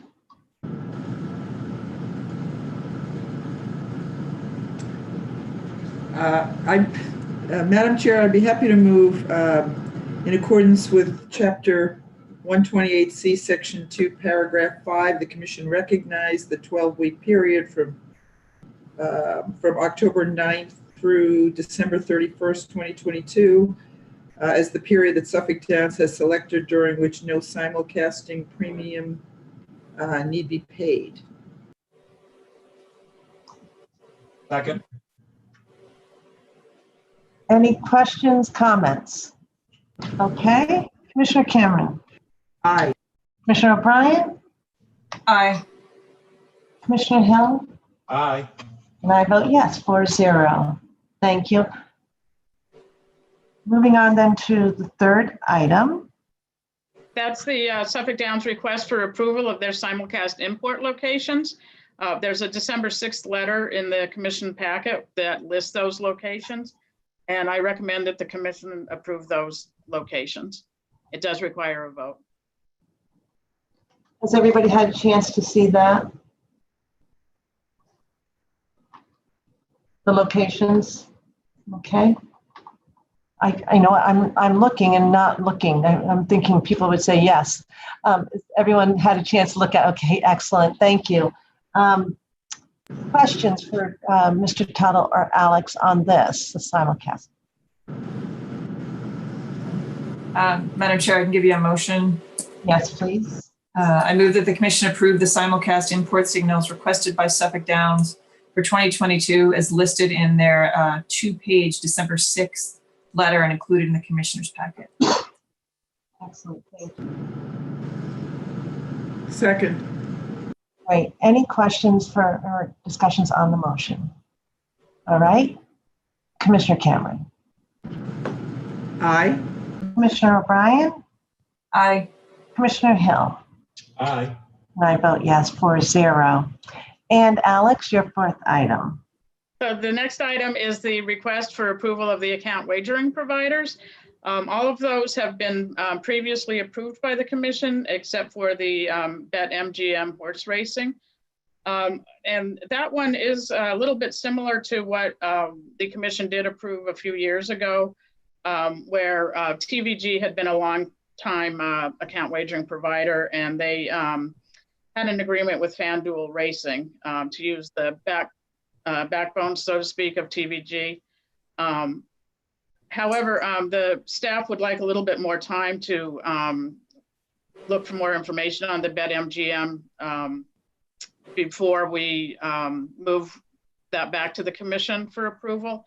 So today I'm recommending that the commission approve First Bet, which used to be Express Bet, TVG, Twin Spires, FanDuel Racing, and Naira Bets as account wagering providers for Suffolk.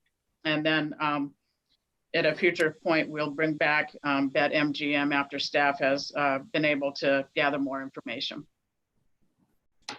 Understood. Is there a timeline on that, Alex or Mr. Tuttle, that we need to focus on if that were to be approved? Is there a particular deadline? I just want to be aware of that, Alex.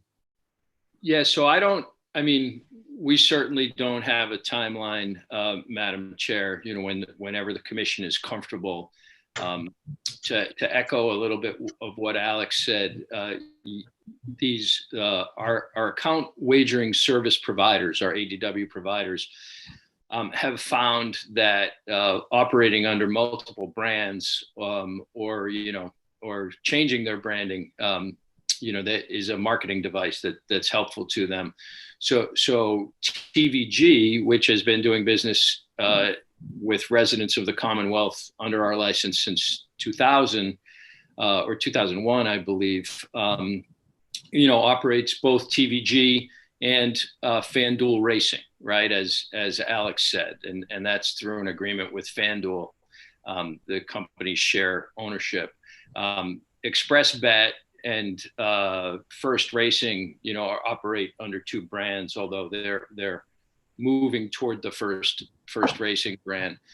Similarly, Naira Bets, which has been operating as one of our service providers and processing wagering from citizens of the Commonwealth, has asked. Naira Bets has a national licensing agreement with MGM, so that Naira Bets is actually the operator and the back-end service provider of this MGM branded ADW platform. And so what Naira Bets has requested to us and to the commission is that it can operate both brands in Massachusetts at some point. I believe they are ready to launch as soon, the BetMGM horse racing brand, as soon as the commission approves that. So, we're obviously happy to work with the commission and whatever your timeline is to make sure that you are completely comfortable with that licensing agreement and that brand operating here in the Commonwealth. That's really helpful. Thank you. Questions for Mr. Tuttle on this matter? So recognizing Dr. Lightbound's recommendation, do we have a motion? Commissioner O'Brien? Certainly, Madam Chair. I move that the Commission approve the following account wagering vendors as requested by Suffolk Downs in their letter of 12/2022, namely First Bet, TVG, Twin Spires, FanDuel Racing, and Naira Bets.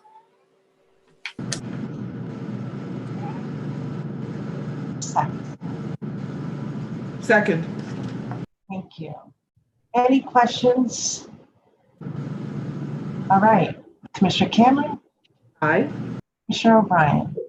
Aye. Commissioner Hill? Aye.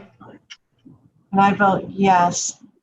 Karen, if we could monitor that with Dr. Lightbound and I guess probably IEB too. There might be some questions there around the licensing. If you just kind of keep a timeline. Yes. Develop one.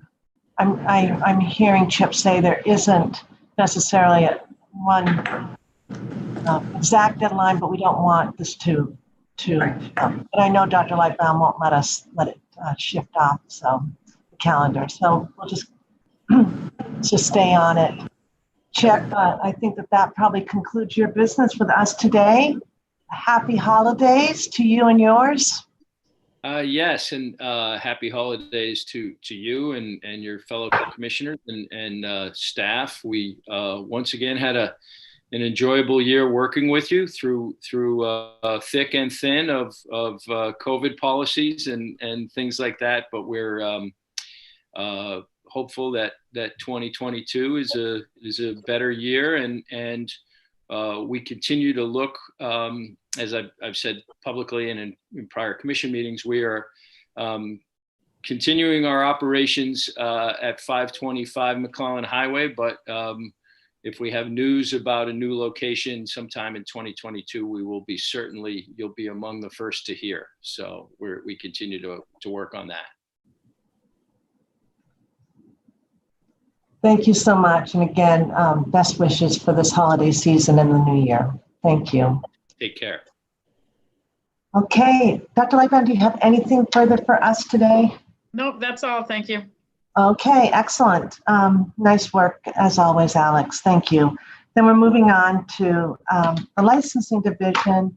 And Madam Chair, actually, if we could just take a break right now. Yes. But Yes, I'm sorry. It's a notation. My apologies. We'll have, this is not a lunch break or? If we could have 15 actually, just to stretch my legs, and I don't know, I need to eat a little something given our end date and our later afternoon itinerary. Yeah, well, definitely. I'm getting a little bit concerned about that as well. So let's take a 15-minute break now. We may have the opportunity to have a little bit of a lunch break depending on where we land. Okay. Thank you so much. Austin, you're still at work. So we will reconvene at, it's 10 or 12 now, 12:05. Does that work for everyone? Okay, thank you so much. I will not press leave the meeting. Thank you.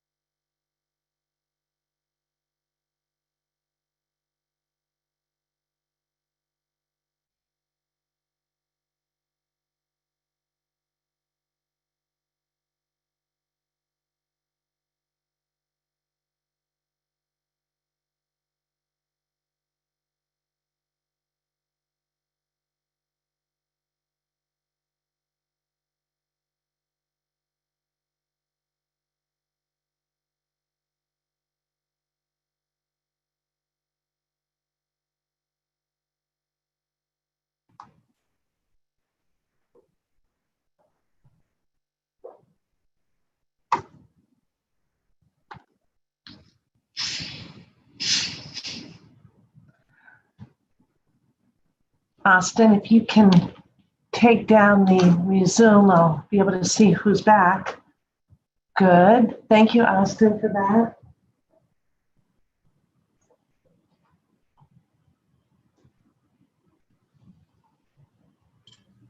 Commissioner Cameron, it looks like you are situated in your office.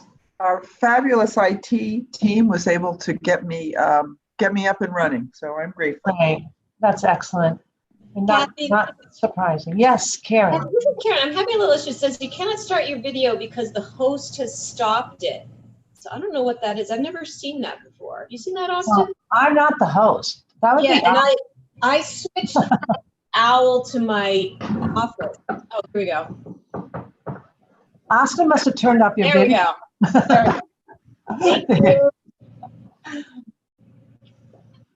All right, we're good to go. Was that what happened, really, Austin? You could turn off. Got it. Oh, okay. I was just joking around. Perfect. Okay. Good to know. Right? Okay. Then I think we can get started. We're going to move on to item number 6 of our agenda. We are resuming from a break of public meeting 363, and we'll just confirm. Commissioner Cameron, you're here? I am here. Commissioner O'Brien? I am here. And Commissioner Hill? I am here. Great, and we'll turn now to Chief Skinner. Good afternoon now, Keisha. Good afternoon. Good afternoon, Chair, Commissioners, and everyone. I have 2 licensing matters for your consideration today. The first is a request by MGM Springfield for an exemption of their multimedia designer position from the service employee registration requirements. The multimedia designer works with the creative management team out of the marketing division and is responsible for design, typography, and layout trends for the visual tools MGM uses to communicate. Simply put, the person in this position has to monitor the latest and greatest visual effects the industry is using in content marketing. The position is an administrative one with no managerial responsibilities. There's no interaction with the gaming floor, and therefore there's no access to secure back of the house areas, and no access to confidential or sensitive information. Also, the position reports to the creative manager, which is a position the commission previously exempted from the service registration requirements. So given that all the factors the commission uses when considering a request such as this points to approval, I support the request and recommend that the commission approve the multimedia designer role as a gaming exempt service employee position. Thank you. Thank you, Chief Skinner. Questions for her? Commissioners? Comments? All set. This is, I think, probably exactly the type of position that the legislature envisioned when they gave this opportunity to exempt. It's an exciting opportunity. So I think that you do need a vote on this. And Keisha, I think the fact that we may not have questions is because you prepare us so well. Well, thank you. Okay, good. You do need a vote. If we have no further questions for Chief Skinner, do I have a motion already? Madam Chair, happy to move that the commission exempt the multimedia designer position at MGM Springfield from the commission's registration requirements in accordance with 205 CMR 134.031B for the reasons discussed today and outlined in the commissioner's packet. For the second. Thank you, Commissioner Hill. All right, again, thank you to Chief Skinner for her good reporting to us. Commissioner Cameron. Aye. Commissioner O'Brien. Aye. Commissioner Hill. Aye. And I vote yes. So 4-0 on that. Thank you. Thank you. And then the second item I have is a gaming beverage license amendment request from Encore Boston Harbor. But Contrary to the memo in your packet, I will be asking for just a conditional rather than full approval of the amendment. Encore is planning to introduce its Black Tier Lounge on December 22nd. The concept is a space dedicated to its Black Tier Win Rewards members, where complimentary hot and cold food will be served buffet style, and beer, wine, and liquor will be served through butler service to these members. The liquor will be served, the lounge will also feature bar top video poker machines. This is not a new licensed area for Encore, but rather a name and concept change. The space was previously known as the Garden Lounge, which is a currently licensed area. There's no jointly responsible person involved, it's just Encore. All the pertinent information regarding hours of operation, beverage service, the floor plan are included in your packet materials. Now, I'm asking for conditional approval as you consider this request because the space is still undergoing some minor construction and the alcohol storage area is not quite ready. And neither is the surveillance system. So IEB has not given its approval of the setup. Of course, I prepared the memo in anticipation of Encore being fully ready, but that is not the case, unfortunately. But Encore does expect to be putting the finishing touches to these items by the end of the day tomorrow. Again, they're anticipating opening next Wednesday, so they are poised to move very quickly. Any approval of the alcohol beverage license amendment that you give today would be conditioned on the installation of the outstanding items to the satisfaction of the Gaming Agents Division and the IEB. And so you'll see the motion captures this contingency, and should the commission approve the amendment, the licensing division would not issue the amended license unless and until the area passes final inspection, indicating that the alcohol is secure and that the premises meet MGC's surveillance, security, and integrity standards. So that's all I have prepared to present, but I'm happy to take your questions. Commissioner Cameron. Chief Skinner, so you're asking for this conditional license in anticipation of the work being completed and our members of IEB being able to get out and physically inspect the floor, make sure it's up to standards, and then at that point, our conditional approval would become a full approval without the commission having to move on this matter again. Is that what I'm understanding? That is correct. That is correct. I think, what's driving presentation of this amendment this way, Commissioner, is Encore's desire to open up on the 22nd, and that's next Wednesday. And, they are moving very swiftly. I was out there visiting yesterday. They are really close to completion. The gaming agents are standing ready to go out for a final inspection as soon as they get the call. So I really think it would work this way without having to pull the commission together again for a meeting. And again, the amendment would not be effective until IEB gives the green light. Okay, I know we have given some conditional approvals in the past, but it sounds like you are confident that the work will be done in an appropriate fashion. And again, IEB will have the final discretion of approving the layout and storage. Correct. And, just if Encore does not meet IEB's requirements at final inspection, then the license amendment would not be issued. Is the additional step of the signing of the certificate, Nikisha, that you coordinate with me, Commissioner Cameron? I sign off on the actual certificates for this. So in terms of process, I'm comfortable if we have an email that Bruce and Loretta send to all of us saying that these conditions are met, and then Nikisha would coordinate with Jacqueline to have the signature on that certificate. Because I think is the certificate necessary? Is that the final step? It is the final step, and as you noted, it's signed by you, Chair.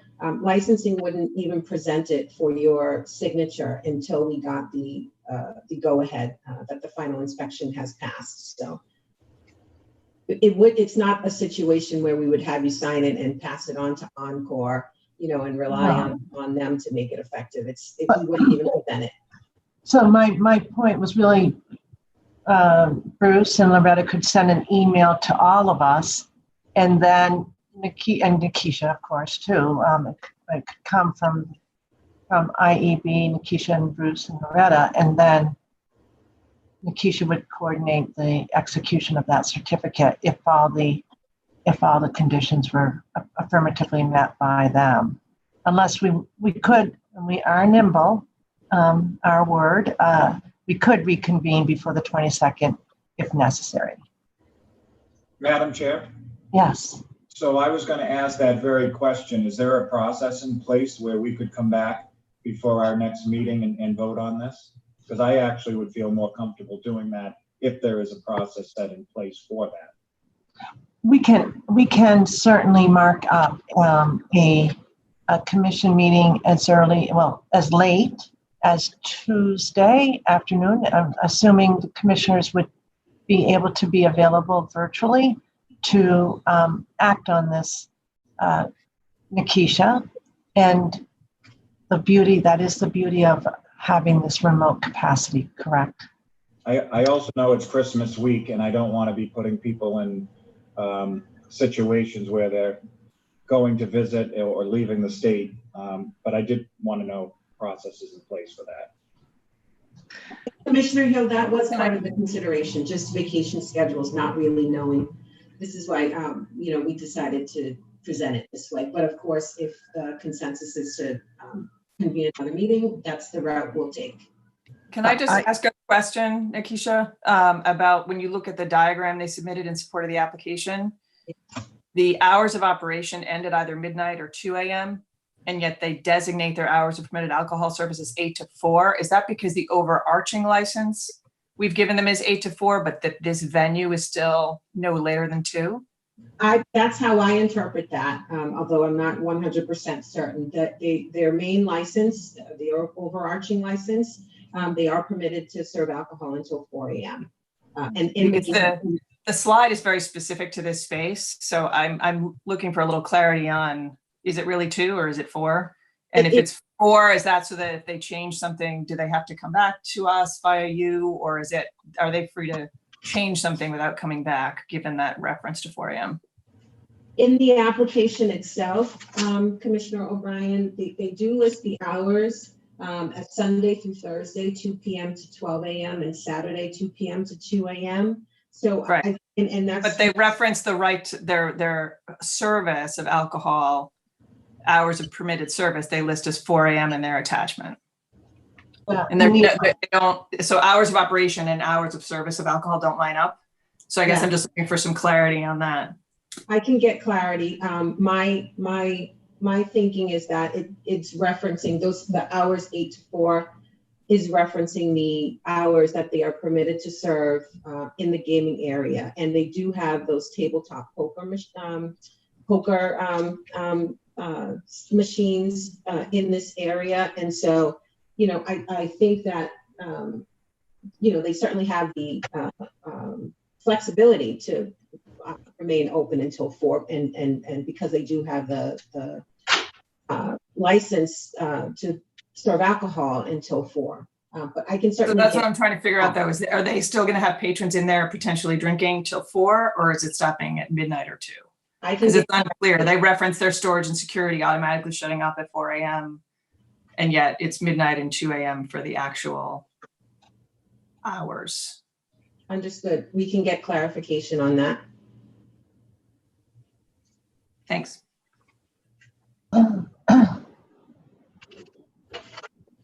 Right now, I don't have anyone who has eyes on our schedule on this meeting. Crystal, perhaps you would be the best person to look at. I don't know if Crystal has access to all four at this point. Do you have? Madam Chair, I believe we have a town hall Tuesday afternoon at 2:30 in the afternoon. That's right. And perhaps we could have a quick meeting after that if there's a better comfort level with that. I know I'm not available before that. You're not available. I was going to say the 2:30 town hall. Commissioner Hill, what about you? Because I know you might have. Are we looking at the 22nd? Yeah, the Tuesday, the 21st, Brad. Thank you. Bear with me one moment. We want to make sure that Crystal can see our calendars for moments like this. I would be available then as well. After the town hall? Yeah. That might, you know what, Nikisha, your plan was a good one because I think we could work with, as Commissioner Cameron, we could work with a conditional approval.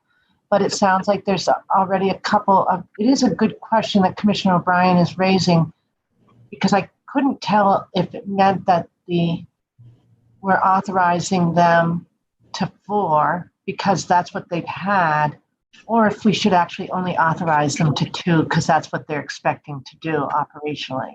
Is that really what you're sort of asking, Commissioner O'Brien? Right. That there was just inconsistency, so it felt like there was ambiguity in exactly what their authority was. And because that 2 to 4 a.m. window is one that, you know, has raised questions for us in the past. So we're a little bit, we think about that 2-hour window pretty carefully. Right. There's a gaming requirement to get the alcohol, you know, so I didn't know how that would work in that space. Right. So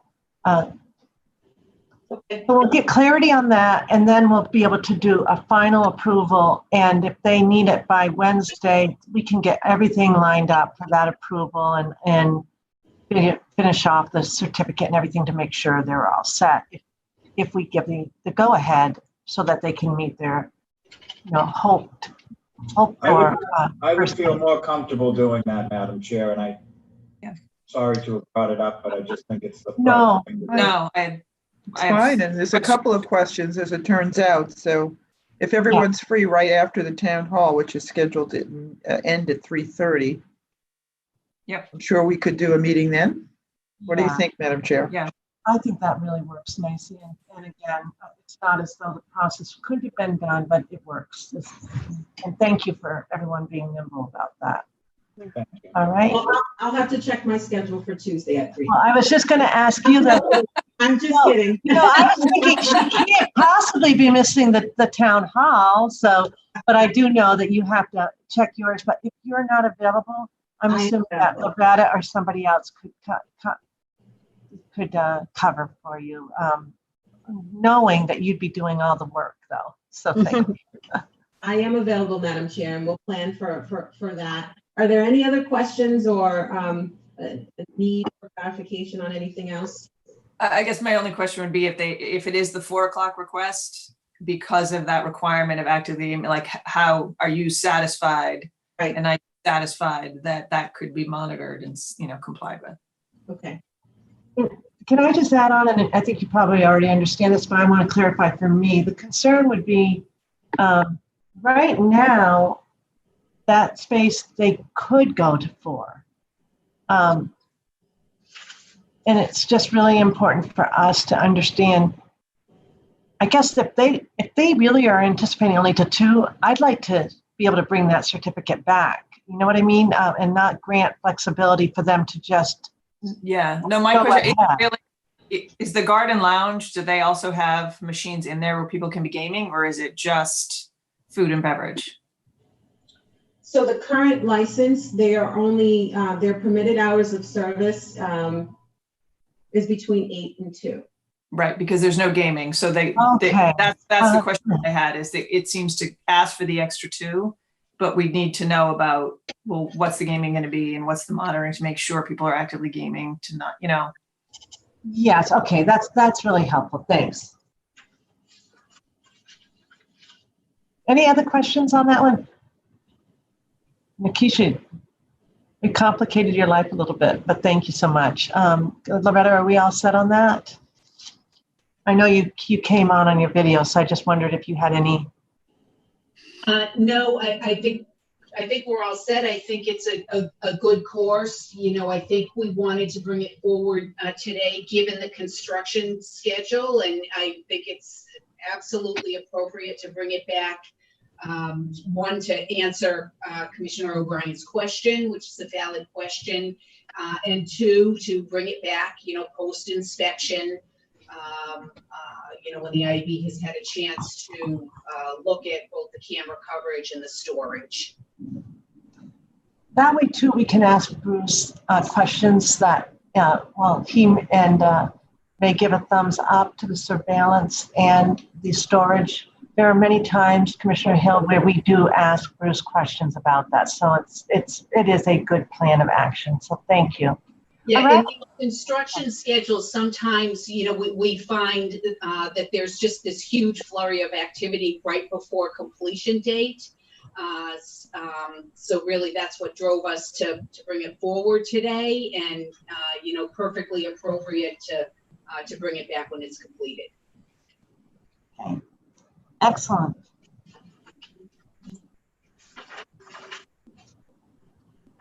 Thank you, Nikisha. Are you all set now then? I am all set. Thank you. Okay, excellent. Thank you. Then we're moving on to item number 7. Good afternoon, Chief Delaney. Good afternoon. Thank you, Madam Chair and Commissioners. So today before you, we have a request from the City of Everett to repurpose some of the transportation planning funds, grant funds that they had received in 2017. It's just under $35,000, and it's to study some bus lanes, provision of bus lanes on Lower Broadway. And just a little bit of background, in 2017, the city was awarded a $150,000 grant to study the addition of a bus-only lane on the west side of Broadway from Sweetser Circle down to the Boston City line. And as you probably know and remember, Everett has been really a leader in trying to provide bus-only lanes to try to improve commuting times for their residents who don't have, you know, access to a vehicle themselves.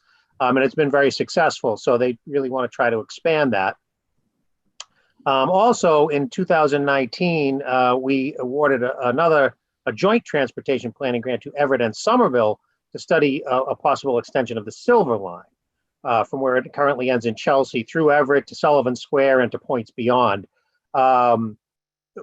Both bus lanes or Silver Line would use that dedicated space on the road. So they are actually very similar as to what they are looking for with particular right-of-way. Now, more recently, as was mentioned earlier today by Karen, you know, Encore has proposed a development across Broadway from Encore Boston Harbor.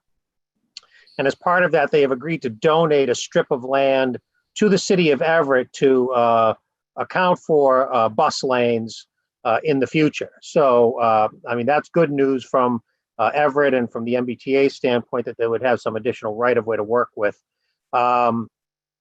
So basically what they're asking for is this: the original bus study came in under budget for various reasons, but they had asked even back then if we could sort of hold on to that money if they could find a reasonable way of repurposing that on something complementary to what they had already done. And we did agree to do that at the time and have been holding that money in abeyance since then. But essentially what they're asking to do is to look at this section of Broadway where Encore is going to provide some additional land and say, hey, can we maybe even do a center bus lane like they're doing in a few other locations around the city of Boston.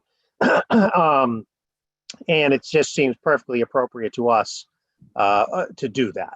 So we are asking that the commission vote to approve that request of funds from the remaining from the 2017 grant for the purposes we've just discussed.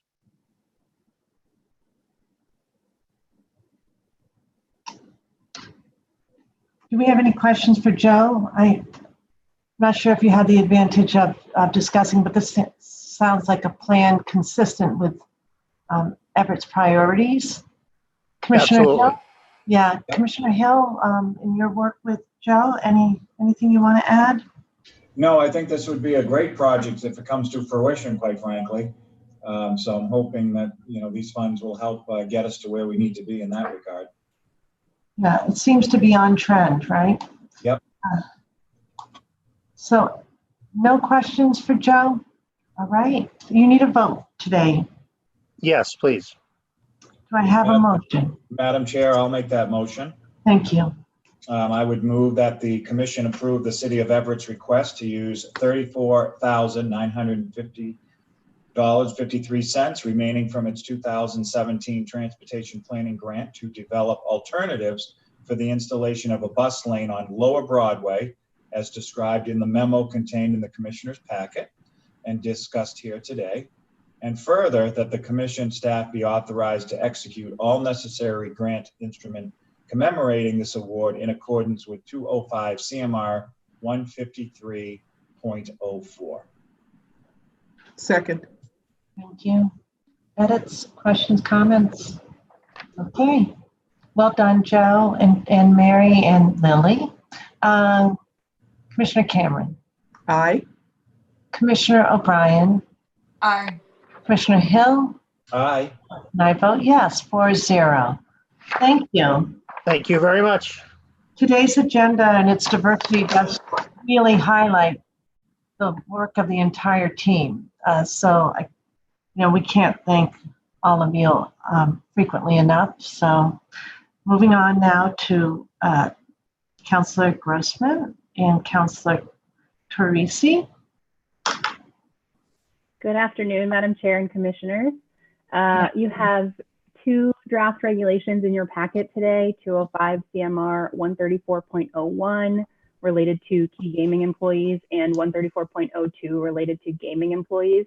As you may recall, we brought these draft regulations to you in early October, and you voted to begin the promulgation process on these changes on October 21st.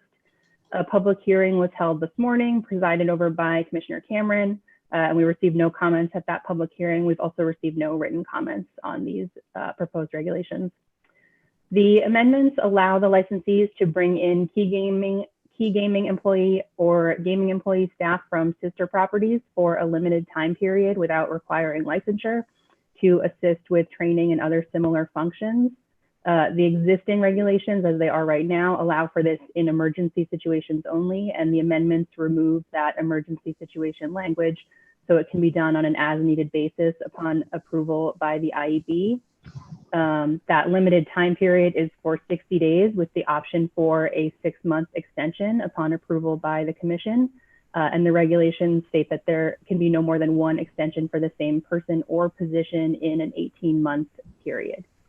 So if you have any questions, we're happy to answer those. And if not, we'd be looking for a vote today on the amended small business impact statement and the final draft of the regulations to file with the Secretary of State and finalize the promulgation process. So this is the end of the process. That's right. So we've been able to navigate this. Are there questions that haven't been addressed previously? Commissioner Cameron, thank you for presiding over today's public hearing. And Madam, yep, happy to do so, and I'm also happy to move. No comments today, so thank you. Okay, I move that the Commission approve the amended small business impact statement relative to the amendments to 205 CMR 13401 and 13402 as included in the Commissioner's packet. Further, I move to approve the amendments to 205 CMR 13401, 13402 as reflected in the packet, and authorize the staff to take the steps necessary to file the regulations with the Secretary of the Commonwealth and to proceed with the final regulation promulgation process. Second. Any questions on that? Okay. Commissioner Cameron. Aye. Commissioner O'Brien. Aye. Commissioner Hill. Aye. I vote yes. And Carrie, thank you for all that good work. And Todd, thank you.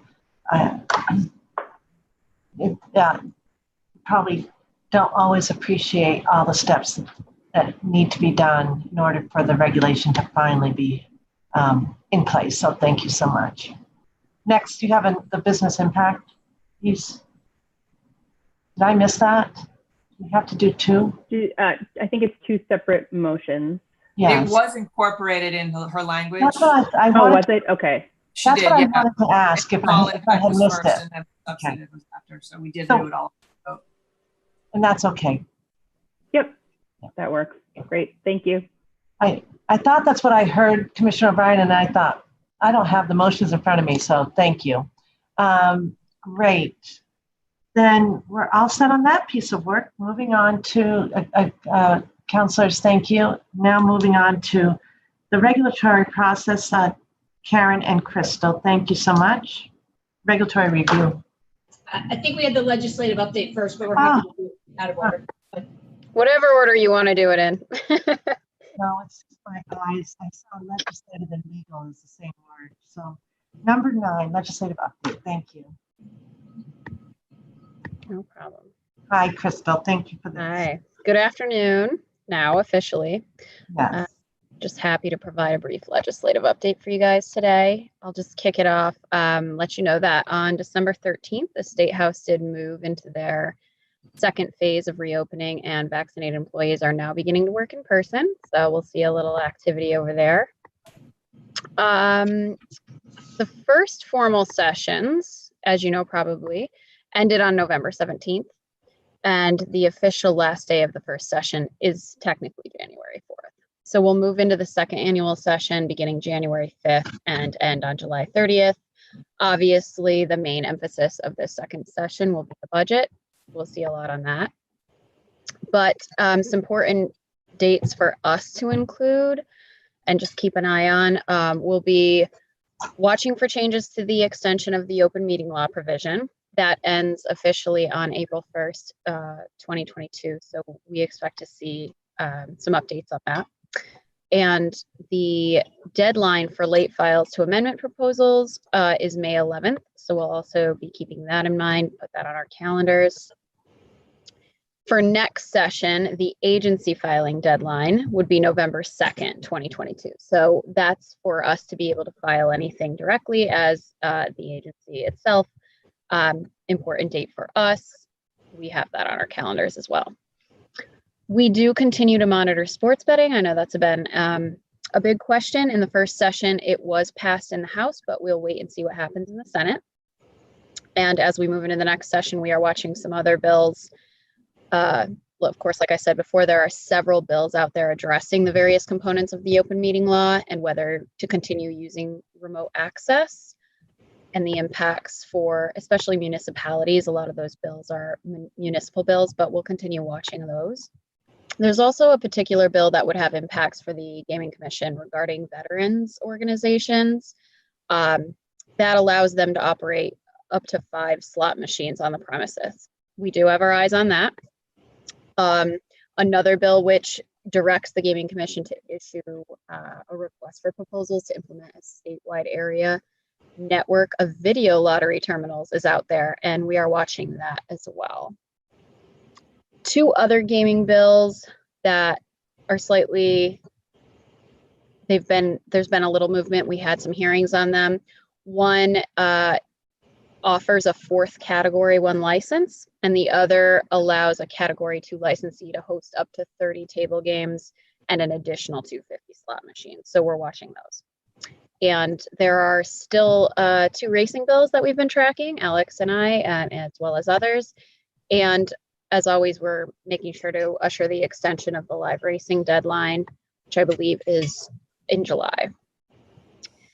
So looking forward, we've also just begun some discussions on opening up channels and communications with the right constituents and legislators to address a couple of items of specific interest to the Gaming Commission, especially clarification of regulations related to the charitable gaming and suggestions for revision to Chapter 128A for racing. In those efforts, I'm thrilled to have Commissioner Hill's guidance and look forward to working on further development of those legislative initiatives with his great expertise. It's been really good to have some of that feedback and insight. So any particular questions regarding any of the dates or proposals? Todd or Brad, do you want to add in? Great report, Crystal, very helpful. Anything, Todd or Brad? No, I think Crystal covered everything. Very good. Yeah. Great. So as Crystal alluded, we are lucky to have former Representative Hill's expertise on these matters, and he will be sort of helping lead this this monitoring. Great.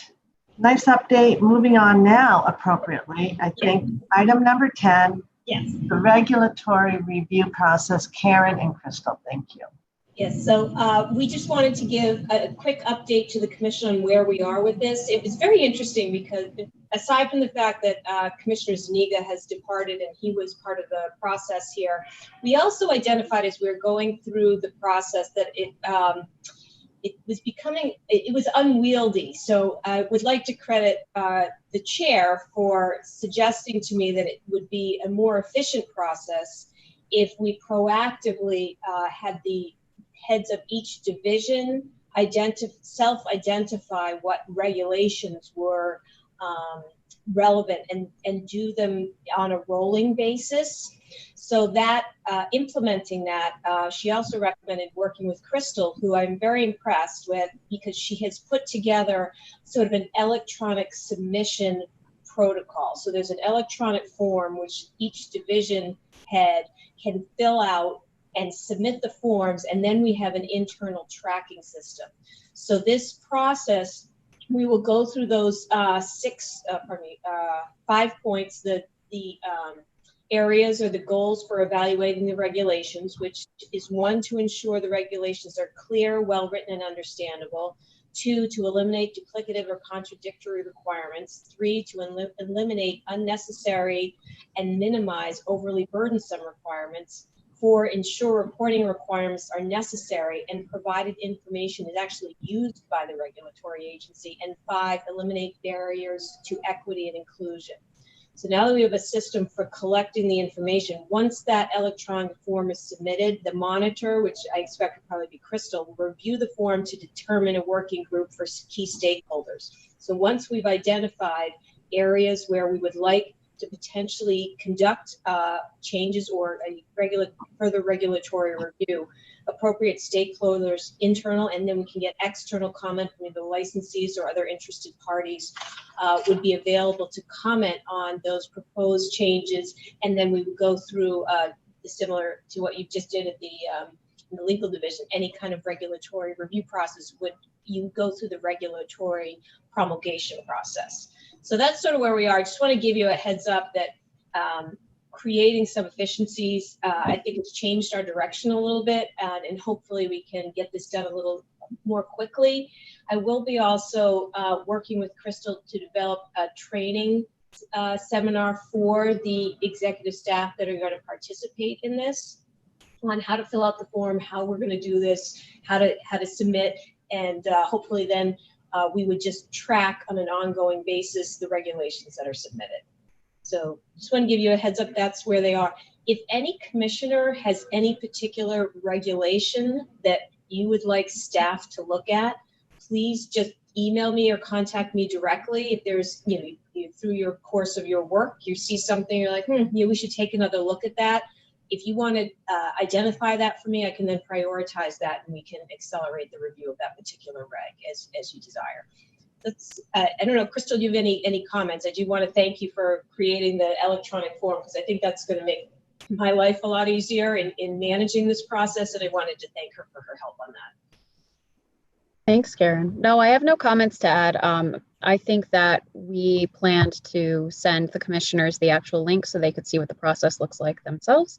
And as you said, we'll be setting up a training, and obviously you guys can be part of that if you're interested in just seeing how that's going to go. Okay. Any questions? Okay. Excellent. Thanks for the update. Yep. So now we're turning to commissioner updates, and interestingly enough, we've really gotten on time, Crystal. I have just two brief updates. Does anybody else have a commissioner update? Okay, real briefly. During the legal meeting that we have every 2 weeks, I think. No, it's every week. Eileen and I meet with Todd and Karen. Todd updated us on the SFI designation process. I don't think that we haven't necessarily had this issue come in front of us, but it occurred to me that it may not be clear who can actually approve that and whether it needs to come before us or before the executive director. And I guess I would just say that unless I hear from the SFI designation list, just to be clear, because I'm using an acronym, the statement of financial interest that Chapter 268B, the conflict of interest law, requires major policymakers to file those statements. Unless there's not a consensus here today, we could take more formal action, but I'd be really comfortable having the executive director have the authority to work with Todd and team on that designation list. And I bring it up today because I know Todd has a deadline coming up. So I don't know if Gail, you have a historic memory of that process or anything, but I think I see it as something that would be very much in the approval process of the executive director. Eileen, I didn't get a chance to talk. I thought of it last night as I was going through my checklist. I know it's always been the general counsel who has, kind of pinged us as to when those deadlines are. Yes. And I think in conjunction with the executive director, those designations, those individuals were advised when they when they moved or elevated to the position where they would need to file. Yeah, I should have clarified. So the general counsel, Todd, and I don't know if he has any of the members of his team helping him, but he does all of the management and is involved directly with the Ethics Commission's nice infrastructure that they have. That's why we're getting the pinging. But it's the actual designation list of who is subject to Correct. filing. Yes. Yeah. Yeah, So, I agree. I am agreeing, and I think it has not been the commission that has made those designations in the past. So I agree with you that the executive director, in conjunction with the general counsel, would be the appropriate way to move forward. any questions on that? Do we need to do anything more formal on this, or is everyone okay? We're comfortable with that. Good. And the only other thing, this is a little happy note, many of the team members are off, but for those of you who are in on your days, Crystal and Long did such an excellent job setting up the McHugh room, conference room to display the mementos that are now available for pickup to honor the 2020 recipients of the McHugh Award.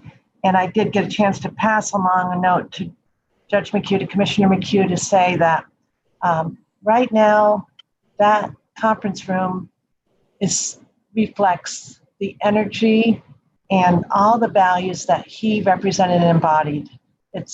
There's humor there, there's honor and acknowledgement, and it's lively. There's some snacks, and I do hope that this is a chance for those who are in the office to stop by, say hello to those of us who are on the 13th floor, vice versa, and take time to have fun, get your picture taken, and remember to celebrate all the good work that you did in 2020. And we'll be looking forward to making that decision for 2021 at the town hall. So again, lots of imagination. I think I heard that Todd said, "Hey, what's going on in here?" So it caught there's lots of activity in that corner. So thank you for that, Crystal and Long, for getting it going. Anything else? Now, we do have an executive session that we anticipate going into but I think it makes sense that we probably have a lunch break. But I think I'd like to do this because we would be ending our public meeting if we decide to go into the executive meeting now, and then we could have a lunch before we commence our executive session from a different virtual room through your link if we move forward on that. So just as a reminder, the law does require me to read the rationale for an executive session, and then we do need a majority vote. Correct, Todd? Okay.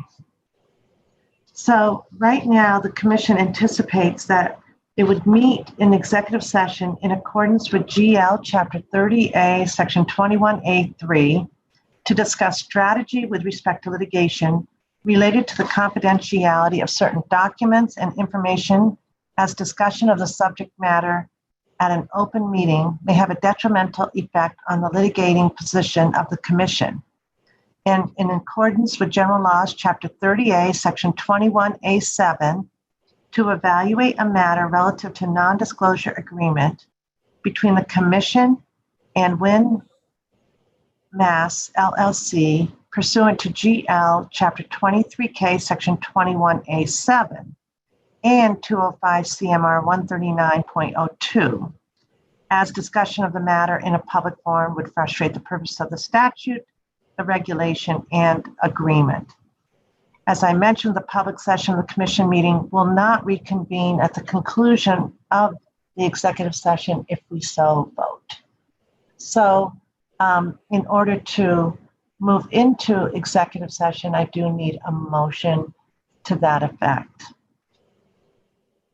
So moved. Second. Thank you. Any questions on that for Todd or me? Okay, Commissioner Cameron. Aye. Commissioner O'Brien. Aye. Commissioner Hill. Aye.